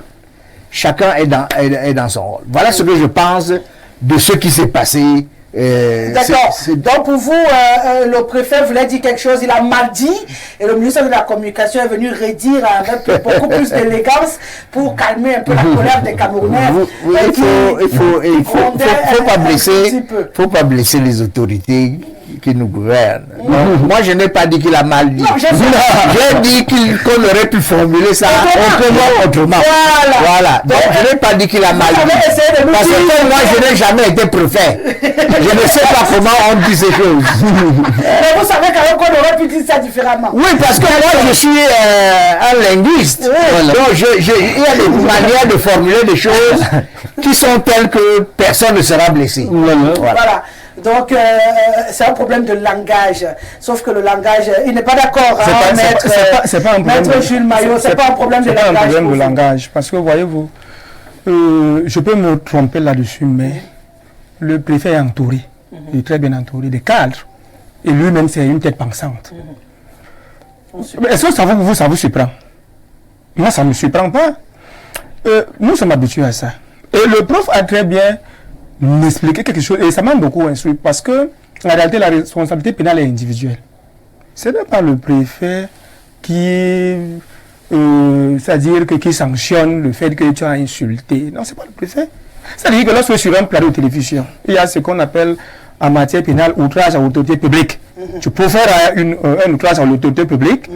Le ministère public est à même de s'auto-saisir pour te traduire devant les juridictions compétentes. C'est simple. Il suffit seulement que cela soit démontré. Première chose. Deuxième chose, c'est qu'en réalité, si en sa qualité de recteur, le professeur Edmond Muloa est c'est-à-dire qu'on lui manque le respect, c'est-à-dire qu'on lui dit des choses qui ne sont pas faites sur lui, il peut enlever sa casquette de recteur et il vous poursuit individuellement en tant que personne qui a été outragée. Ça aussi, c'est possible. Non, le préfet est dans des pouvoirs de police administrative qui sont une police préventive. En réalité, il doit attirer l'attention de ceux qui sont sur les panels de télévision, de radio, d'avoir une communication. Avec la communication sociale au Cameroun est encadrée par des lois, tant la loi de 90, tant d'autres textes qui encadrent la communication. Et nous savons néanmoins quelque chose qu'on va dire, même si la réaction du préfet est un peu, je dis un peu maladroite ou maladroitement comprise, mais il y a des choses que nous on va chantier du vocabulaire.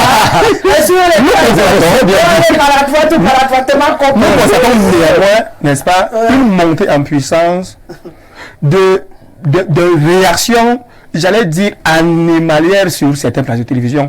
Les années pour lesquelles nous avons un certain respect, passons par ailleurs à des mains sur des plateaux de télévision, des injures de maintenant. Nous savons quand même qu'on nous regarde au-delà du Cameroun.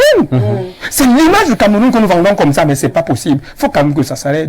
Mais, vous savez, quand il s'agit du juge... Quand on vient s'installer là, on dit « Bonjour, maître Maillot, tu as bien dormi ?» Il ne s'agit pas de ça. Est-ce que la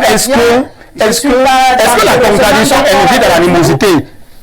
Madame Rosalie, est-ce que la contradiction invite à l'animosité? Est-ce que vous savez que sur certains plateaux de télévision, vous managez très bien, malgré que vous soyez une femme, mais aussi charismatique, managez très bien vos plateaux. Mais ailleurs, sur certains plateaux, il est arrivé où les invités sur le plateau se sont donné des coups de poing, vous le savez, tout au moins. Il est arrivé des mois où des intervenants, des panélistes se sont insultés sauvagement, des parents, des pères. Vous êtes sur un plateau de télévision, vous insultez notre père, vos enfants vous regardent à la maison. Mais non, ça on ne peut pas l'accepter. Mais là c'est le devoir du juge et du ministère public de saisir ces hommes. Donc, s'il vous plaît, maître, si je comprends bien, je suis panéliste, je suis avec vous sur le plateau. Oui. Je profère des injures à votre endroit. Oui. Vous me les renvoyez et le préfet vient nous sécher. Pour nous amener où? C'est ce qui me fait. Non, je ne suis pas l'autorité malheureusement. Non, je dis que nous sommes sur le plateau. Que vous préférez les injures. Vous êtes face à moi. Vous préférez les injures. Nous, on s'empoigne, on se triangle. Le problème du préfet dans notre affaire, toi et moi, c'est à quel niveau? Je veux juste comprendre juridiquement. Son problème dans ma bagarre avec toi là, sur notre plateau, c'est à quel niveau? Faut bien. Je vous pose la question comme les gens pour que ce soit compréhensible de tout le monde. Il faut bien saisir l'arrêté préfectoral. Oui. Il ne me semble pas que c'est une question d'individu. C'est une question de respect, de l'autorité de l'État et des institutions. Votre développement qui vous poser cette question. Parce que vous avez pris deux invités sur un plateau qui ne sont pas d'accord et qui en viennent aux mains. Où est le bien avec là, j'étais en train de mettre en exergue, n'est-ce pas, l'animosité qui est grandissante sur certains plateaux de télévision. Mais il y a aussi qu'il faut reconnaître que pour beaucoup d'entre nos panélistes des chaînes de télévision et même des radios, le nom, vous savez, le président de la République est une institution. Aujourd'hui au Cameroun, pour montrer qu'on voyait la politique, vraiment tout le monde, le président de la République et le président, après ça c'est le gouvernement, après ça, et dans ce qui est vrai, et parfois même dans ce qui n'est pas vérifié. Vous comprenez un peu. Même toute raison gardée, il faut critiquer, c'est vrai. il faut critiquer. Mais il faut critiquer dans le respect de l'autorité et des institutions. C'est tout ce que le préfet demande. Mais de là à dire que lui va chasser, bon, le professeur Bello, je pense qu'il est étonné. Si vous chassez un étonne de chez lui, il ira où? Il ira où? Il ira où? Vous chassez quelqu'un de Yaoundé à Yaoundé, lui doit aller où? Non, quand même. Ce n'est pas envisageable. Et le professeur a donné la solution à ça. Alors, si un acte est entaché d'irrégularité, cet acte est attaquable devant le juge administratif. Vous comprenez un peu. Et donc, si le juge administratif voit en cet acte une certaine illégalité, cet acte est annulé et ne produit aucun effet. Donc, attendons. Il a produit un acte, il a produit un décret, un arrêté. On attend qu'il se manifeste par un acte qui demande à un citoyen de partir de Yaoundé. Et donc, l'espère sera en droit, n'est-ce pas, de saisir le juge administratif. Ouais. Et le juge administratif va avoir sa décision. Quand on commence cette déportation, nous, on continue de lutter sur les Jean Bolin Ngong, votre regard de ces sorties de notre gouvernement camerounais qui ne plaît pas toujours à tout le monde et qui apparemment sont peut-être excessifs par rapport à ce qu'on voulait dire, si je comprends ce qui est dit sur ce plateau, c'est qu'on voulait dire quelque chose, mais la pensée, le papier a débordé la pensée et on a été un peu violent, donc peut-être on va un peu calmer le jeu, puisque ça a plutôt créé un remous pas possible au Cameroun. Oui, Rosalie, on peut comprendre ces remous. Je souscris à ce que le professeur Edmond Bilo a dit et M. Maillot pour dire qu'en réalité, comme autorité administrative, le préfet a le droit de rappeler que des personnes ont des écarts qui pourraient peut-être entraîner une déflagration à un moment donné. Mais le problème de la sortie du préfet, c'est qu'elle manque de tact. Peut-être c'est ce que les autres disaient à certains, avec d'autres mots. Pourquoi? Parce que moi, par exemple, bon, j'ai fait et je me suis un peu dit, le préfet intervient à quel moment? Remarquez que le préfet intervient quelque temps après que son ministre de tutelle ait aussi eu une sortie quelques semaines avant qui a tout autant fait les choux gras de la presse. Bien. Après le préfet, le ministre de la communication. Parmi les trois, il n'y a que le ministre de la communication qui n'est pas, n'est-ce pas, de la territoriale, comme on pourrait le dire, on pourrait le noter. Bien, alors, pour moi, dans ces droits, vous savez, Aristote disait, la stricte application de la justice est la pire des injustices. C'est-à-dire quoi? Parfois, nos administrateurs oublient un détail. C'est qu'en démocratie, il faut éviter de paraître comme un tyran, même quand la loi te l'autorise. Je prends un cas simple. Regardez un peu ce qui se passe en France en ce moment. Après les élections législatives, Emmanuel Macron, la loi française, la constitution française, lui donne le droit de nommer qui il veut comme Premier ministre. Il peut même nommer son frère. Mais, à l'issue des élections, son parti a perdu les élections. Et il attend qu'une majorité se dégage au Parlement pour que dans cette majorité-là, il confie la formation du gouvernement. Et là, vous voyez, qu'est-ce qui se passe là? Il est en train de jouer, n'est-ce pas, sa carte politique. Qu'est-ce que l'histoire de la France retiendra de lui? Est-ce qu'il a été un dictateur? Est-ce qu'il a été?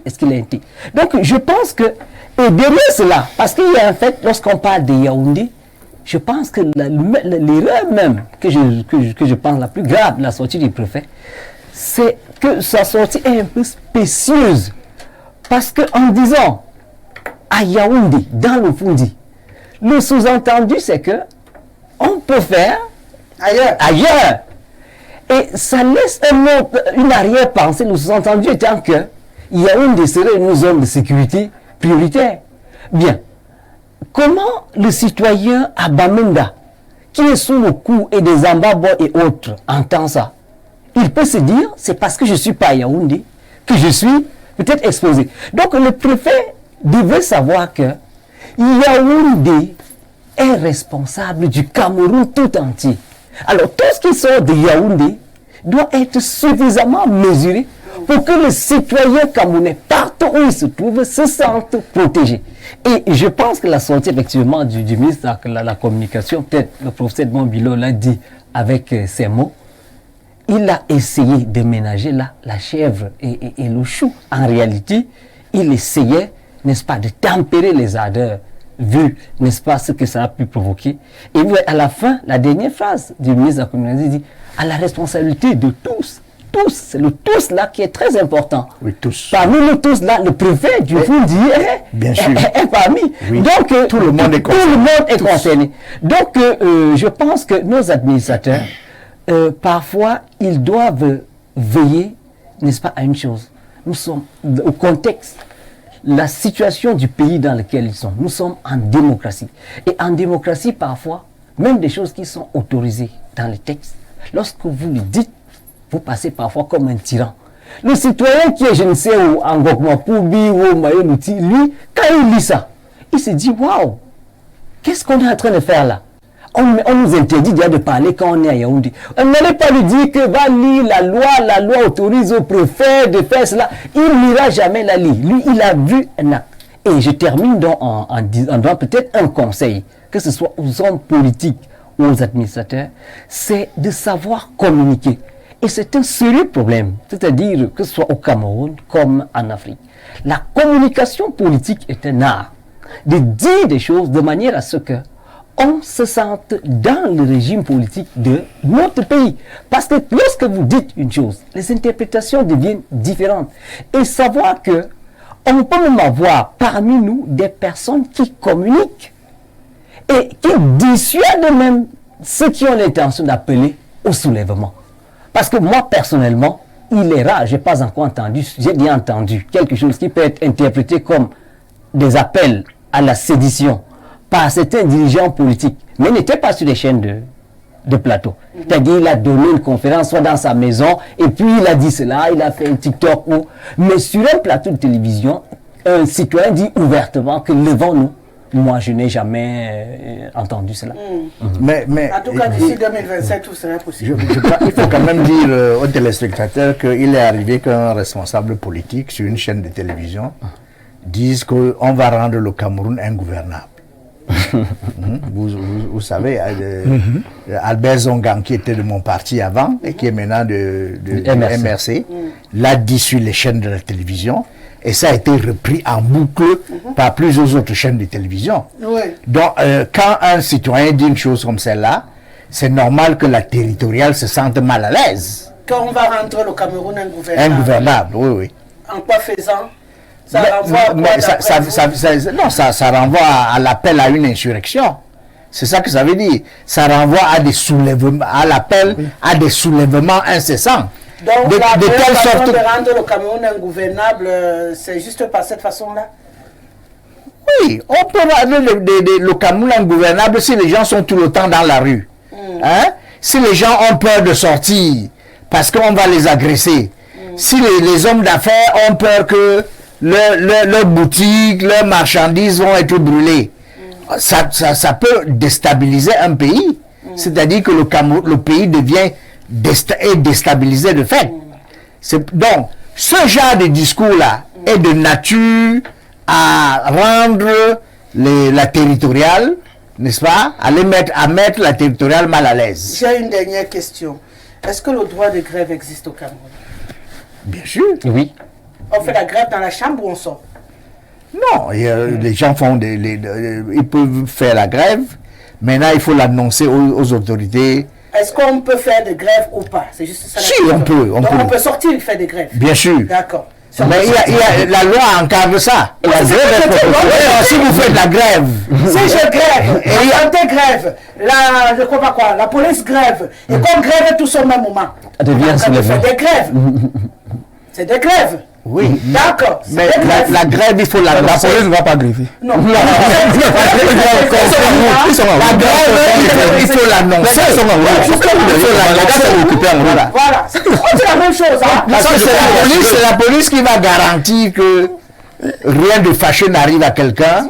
pendant qu'il est en train d'exercer son droit de grève. Voilà, donc on sera tous dehors en train de gréver, de faire grève, et la police va nous encadrer dans notre grève. Ils viendront se joindre à nous, et on sera tous ensemble dans la rue, la grève encadrée, on sera pour encadrer. Voilà, donc à ce moment-là, est-ce qu'on va nous accuser de vouloir soulever le pays? Parce que c'est des petits jeux de mots, professeur, qui font parfois bouger pour rien aussi.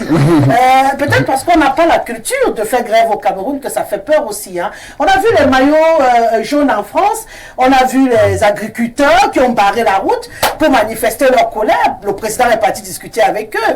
Tout est rentré dans l'ordre, ça n'a pas pour autant inquiété. On a même vu des élèves. Pourquoi ça dérange dans ce pays chaque fois qu'on a l'impression que quelqu'un va revendiquer quelque chose? Non, parce que les grèves incessantes peuvent troubler l'ordre public.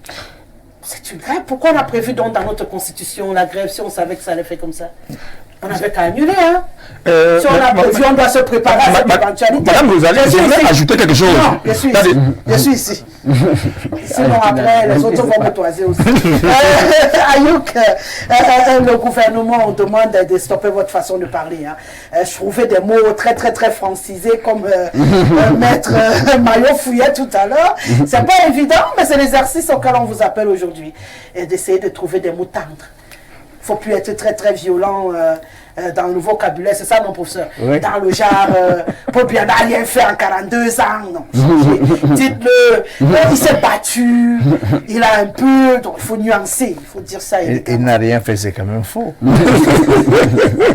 On peut dire qu'il n'a pas fait suffisamment, mais dire qu'il n'a rien fait.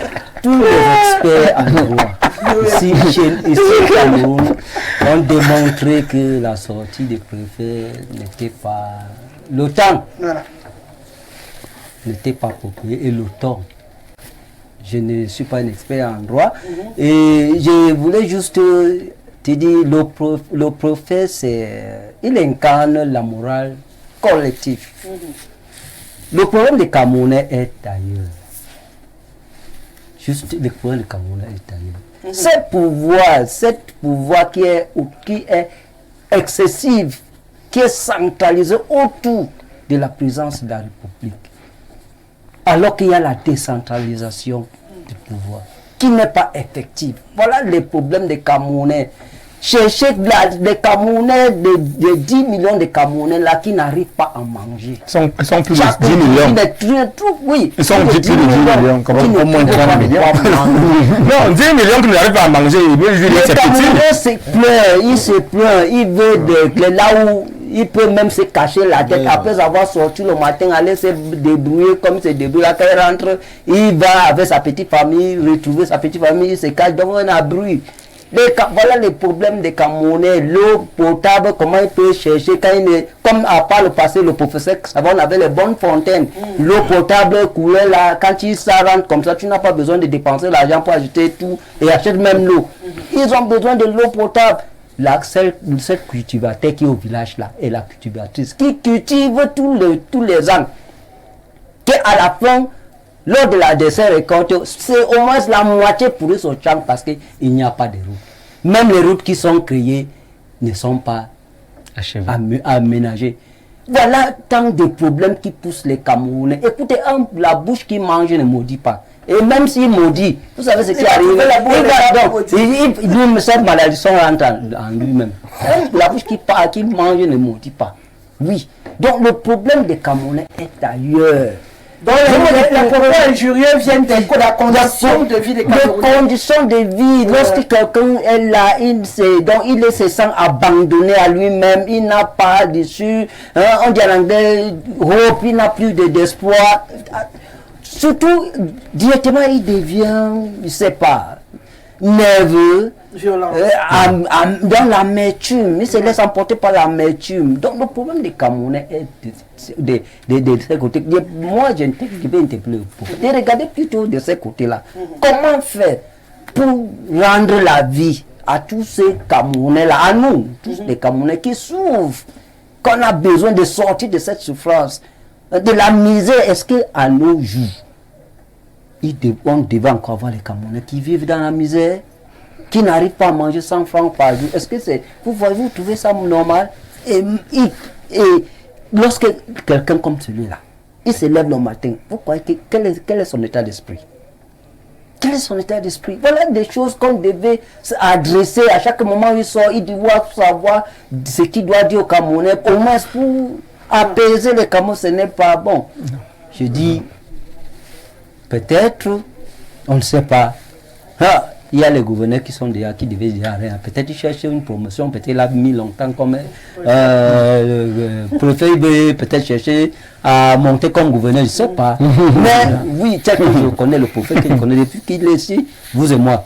Est-ce que vous avez déjà entendu un jour le prophèt? Mais qu'est-ce qui s'est passé? Qu'est-ce qui s'est passé? C'est ça la question. C'est un homme que je reconnais parce que moi j'ai cet art-là de regarder de très près les administrateurs. Ça, je vous dis, ça c'est un secret de moi. Ce n'est pas très proche, mais à distance. Je regarde, je observe. Parce que moi je sais que demain, ça sera mon tour. Il y aura quelqu'un qui va m'observer. Donc, il faut comprendre tout ça. Voilà des temps, des problèmes. Donc, demander d'essayer de museler, pour vous, il faut améliorer les conditions de vie des Camerounais. Le langage va changer tout naturellement. Je dis, le ventre plein là. Je dis, lui-même, il va soupler les Camerounais. Si, dans ce budget-là, on augmente les 15%, on arrive au moins à 35%. Et que les mairies et les conseils régionaux s'engagent dans le développement, ils créent les routes, ils construisent les écoles, ils recrutent les enseignants, ils construisent les hôpitaux, ils recrutent les infirmiers. Le prophète qui serait ici va suppléer même les Camerounais de venir ici à Yaoundé. On dit que je m'avais fait quoi à Yaoundé? Tout ce que j'ai besoin, je trouve ici. Je m'avais fait quoi à Yaoundé? Elad Mariga Ibrahim, Ayoub trouve que c'est de solutionner les problèmes des Camerounais qui pourraient fermer les bouches que de venir leur demander verbalement parce que ça ne va pas marcher tant que les gens auront faim. Il a raison. Il a dit quelque chose de très sérieux et de vrai. Le problème est ailleurs. Toute cette petite agitation-là que nous voyons entre le ministre lui-même et aujourd'hui, n'est-ce pas, on a suivi, n'est-ce pas, ce qu'il a sa rencontre avec les gouverneurs, ce qu'il a donné, n'est-ce pas, comme instruction à ce gouverneur, n'est-ce pas, nous aller implémenter partout dans les régions. Et aujourd'hui, le préfet a pris le pas le premier. Je vous assure, Rosalie, ce pays, nous n'avons pas 50 ans. Nous avons plus de 50 ans, plus d'un demi-siècle. Nous avons vu l'arrivée du président Paul Biya. C'est-à-dire, le temps d'une émission comme ça ne se ferait pas assez qu'on, n'est-ce pas, essayer d'étaler de sa prise de pouvoir jusqu'aujourd'hui. Ce qui n'est pas d'ailleurs à l'ordre du jour. Oui, mais le véritable problème, c'est que nous allons dire, en tant que responsables, nous jouons avec le feu dans ce pays ce dernier temps. Et cela doit comme ça s'étaler jusqu'au niveau de la présidentielle de 2025. Il faut faire très attention. Nous avons à la tête des États du Cameroun un homme qui a dirigé le Cameroun pendant 42 ans. Avec des succès, le professeur a dit tout à l'heure, dire qu'il n'a rien fait. Sincèrement, c'est une forme quand même, n'est-ce pas, non d'insulte. Non, il a fait à son niveau ce qu'il peut faire. Mais il semble que beaucoup n'a pas été fait. Et même ce qui a été fait là, que nous constatons, a été quelque part mal fait. Ou soit, n'est-ce pas, vraiment n'a pas atteint l'objectif de ce qu'on voudra que ça se fasse. Comme ça, là, dans la norme, nous savons des insuffisances qu'on ne peut pas mettre tous à la tête des noms. Mais ce monsieur-là qui nous a promis la démocratie, la prospérité, avec toutes les failles, les contraintes de beaucoup d'autres choses, n'est-ce pas, des gens qui sont venus comme ça, n'est-ce pas, durant ce parcours, n'est-ce pas, mettre des freins, et avec des hommes qui l'accompagnent. Mais aujourd'hui, à son âge, c'est-à-dire, quelle porte de sortie nous cherchons à ce monsieur? C'est-à-dire, où chacun vient dire ce qu'il veut, comme il veut. C'est le peuple qui est souverain. Ce n'est pas le président Paul Biya qui est souverain, c'est le peuple. Où cette personne-là met la limite de l'insulte et de la critique politique. C'est ça le véritable problème. Tout ce qui se passe sur les plateaux de télévision, là. Le monsieur a dit quelque chose de très vrai. Nous avons vu quand même les enfants au niveau, c'est de, comment on appelle, de Djoum, qui avait insulté le chef de l'État. Tous les gens les a interpellés. On est d'accord. Et nous avons vu un jeune garçon aussi, c'est son nom qui m'échappe, qui s'était arrêté à la poste. Il a fait une vidéo. Une vidéo pour appeler au soulèvement. Et il a dit quelque chose de vrai sur un plateau de télévision. Peut-être les déclarations d'un homme politique qu'on a vu dans son salon assis, où il a dit, n'est-ce pas, le pays peut prendre, on peut décider, les gens peuvent mourir, oui. Mais sur le plateau de télévision, moi je n'ai jamais entendu. L'insulte, c'est quoi? Où ils mettent à la limite de l'insulte et de la critique. Quand vous voyez aujourd'hui ce qui se passe en France, c'est-à-dire le nom de Macron est mangé dans toutes les sauces, des mots très durs. Donc, si nous avons accepté la démocratie, oui, il y a des mots quand même qu'un homme responsable, bien éduqué, ne peut pas dire à l'égard. Si on ne respecte pas le président Paul Biya par rapport à sa fonction, même pour son âge quand même, on peut le respecter. Mais moi, je ne vois pas, si ce n'est que pour la critique, et ceux gens qui poussent le Camerounais même à s'enflammer souvent sur le plateau, je crois que c'est les gens de notre parti. Parce que quand quelqu'un vient avec comment on appelle avec des analyses biaisées et insidieuses, c'est-à-dire pour vous faire comprendre que tout ce que vous dites là, c'est le mensonge. Pourtant, nous vivons le même pays. Nous vivons la même souffrance. Le professionnel là, s'il rentre dans la maison, tout à l'heure, il va trouver au moins 5-6 personnes qui sont venues pour demander de l'aide, pour dire ceci, cela. Il travaille au moins pour une cinquantaine de personnes. Est-ce que c'est parce que le professeur se sent bien dans ce qu'il fait? Comme revenu, ce qu'il... C'est pas ça. Nous souffrons tous de la même manière. De la même façon. Donc, la critique, moi, je me dis en politique, c'est tout à fait normal. Mais il y a des limites, il y a sûrement. Et ces personnes même dont on dit, c'est quelque part des gens à des rangs supérieurs aux autres. Sur le plateau de télévision qui se lâche, M. Mayo a dit quelque chose, même si, n'est-ce pas, je ne peux pas être d'accord parce qu'il y a quand même des affrontements entre personnes et personnes que nous avons vues. Et pas des moindres personnes qui se ridiculisent sur le plateau. Mais moi, insulter le chef de l'État, je n'ai jamais entendu. Je n'ai jamais, parce que l'insulte... Surtout que dire que quelqu'un est vieux, ce n'est pas une insulte. Ce n'est pas une insulte, non. Le débat est aujourd'hui, notre dernier sujet, je crois, c'est de ça. Je voulais embrayer, puisque je vous avais, que vous étiez à la lisière justement des deux, je voulais vous permettre d'embrayer une fois avec... Tel que vous avez dit, n'est-ce pas, c'est notre dernier sujet, justement. Ce n'est pas une insulte de dire quelqu'un est vieux. Ouais. Et je vous ai dit, la dernière fois que j'étais ici sur ce plateau, je dis sincèrement aux gens de comprendre ceux qui appellent au président Paul Biya de se présenter. Sincèrement, aujourd'hui, n'est-ce pas, le monde nous parle. Le retrait de Biden nous parle. C'est-à-dire, c'est méchant de demander à un homme de cet âge de se représenter. C'est vraiment méchant à 92 ans de demander à un homme. Moi, si j'ai mon père de 92 ans, je lui dirais, papa, repose-toi.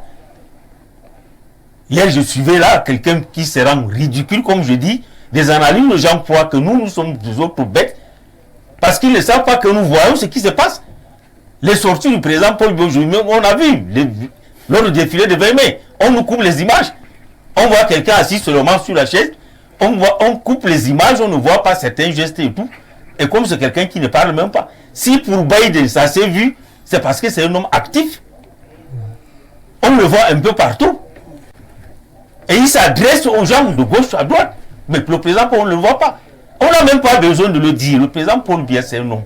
Il a pris de l'âge. C'est seulement sur le repos. Nous avons besoin qu'il rentre, qu'il commence, n'est-ce pas, à écrire ses mémoires. Oui, c'est tout ce que nous avons besoin. D'accord. Je sais de votre 2 minutes, professeur, Biden renonce à la présidentielle de novembre aux États-Unis d'Amérique. Ça nous parle? Ça parle au Cameroun? Ça parle à tout le monde entier.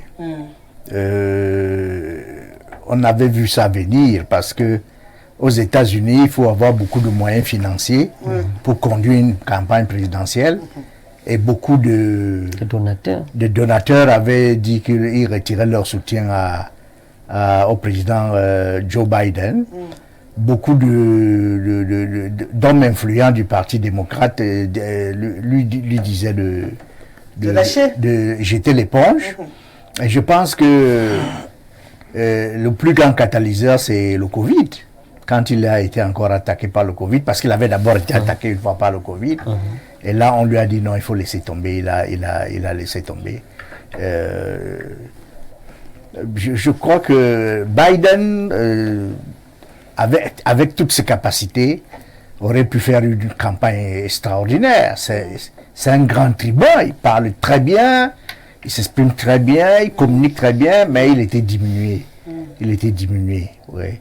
Donc c'est une bonne chose qu'il ait jeté l'éponge. En même temps, il fait un peu l'histoire, parce que il avait d'abord pris comme colistière une afro-américaine. Kamala Harris. Et maintenant, il recommande l'afro-américaine Comme à son poste. comme candidate à l'élection présidentielle.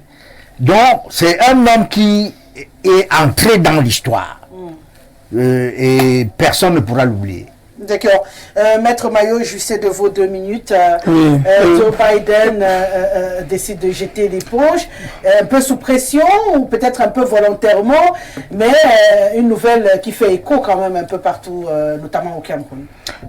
Mais pour ma part, le fait qu'il ait jeté l'éponge ne dit absolument rien par rapport à nous autres Camerounais. Il faudrait qu'on cesse de penser que quand ça vient de l'Amérique, quand ça vient de l'Occident, de l'Europe, que c'est un exemple à prendre. Non.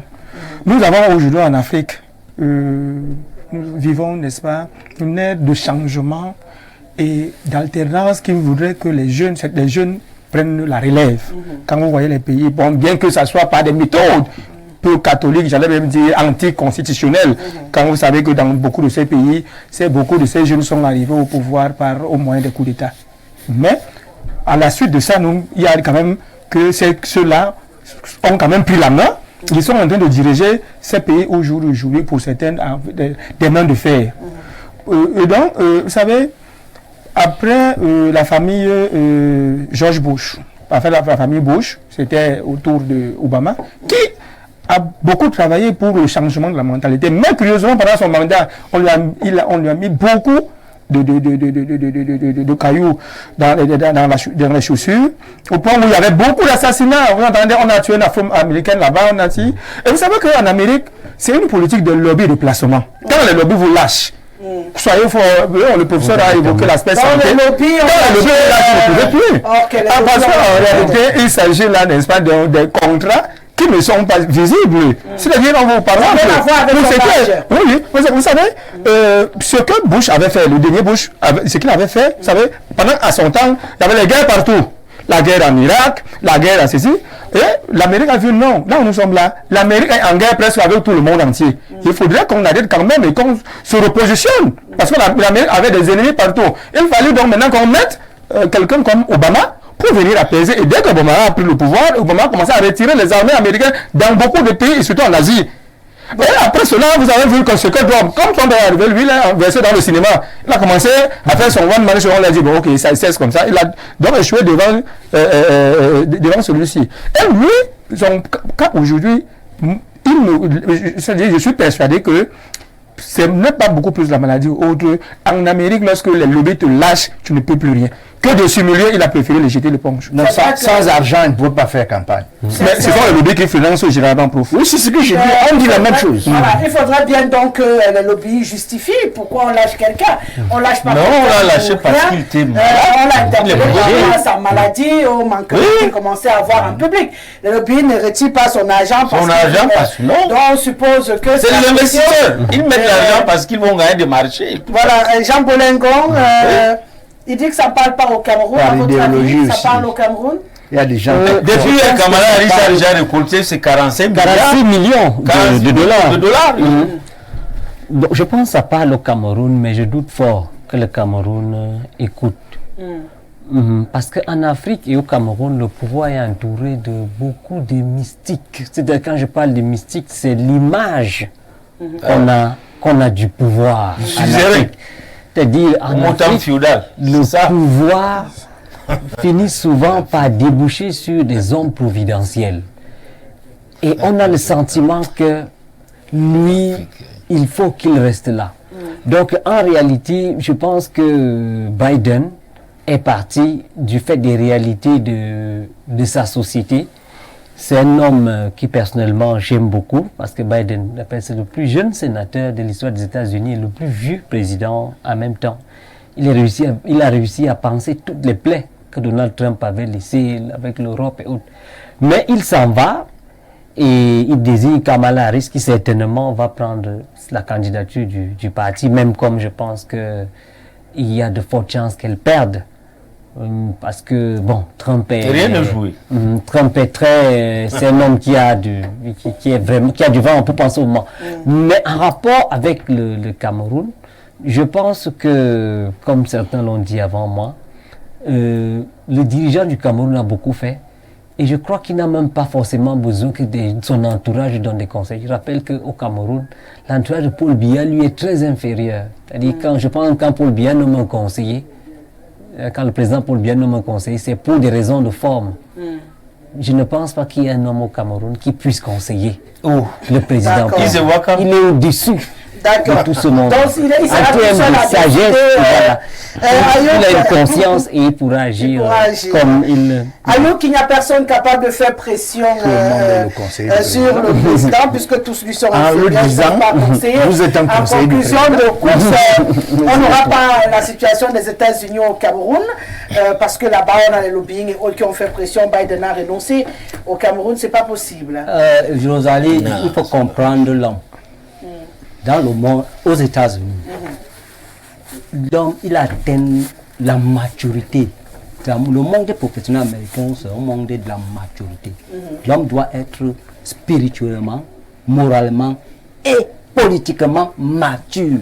Il maîtrise les enjeux.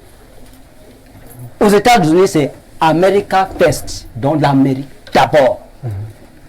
Une fois, lorsque quelqu'un se rend compte que sa présence va créer au sein de l'Amérique un dysfonctionnement sur le plan institutionnel ou bien légal, allez, ça c'est ce qu'on appelle la maturité dans la vie politique américaine. Il a agi à un homme mature.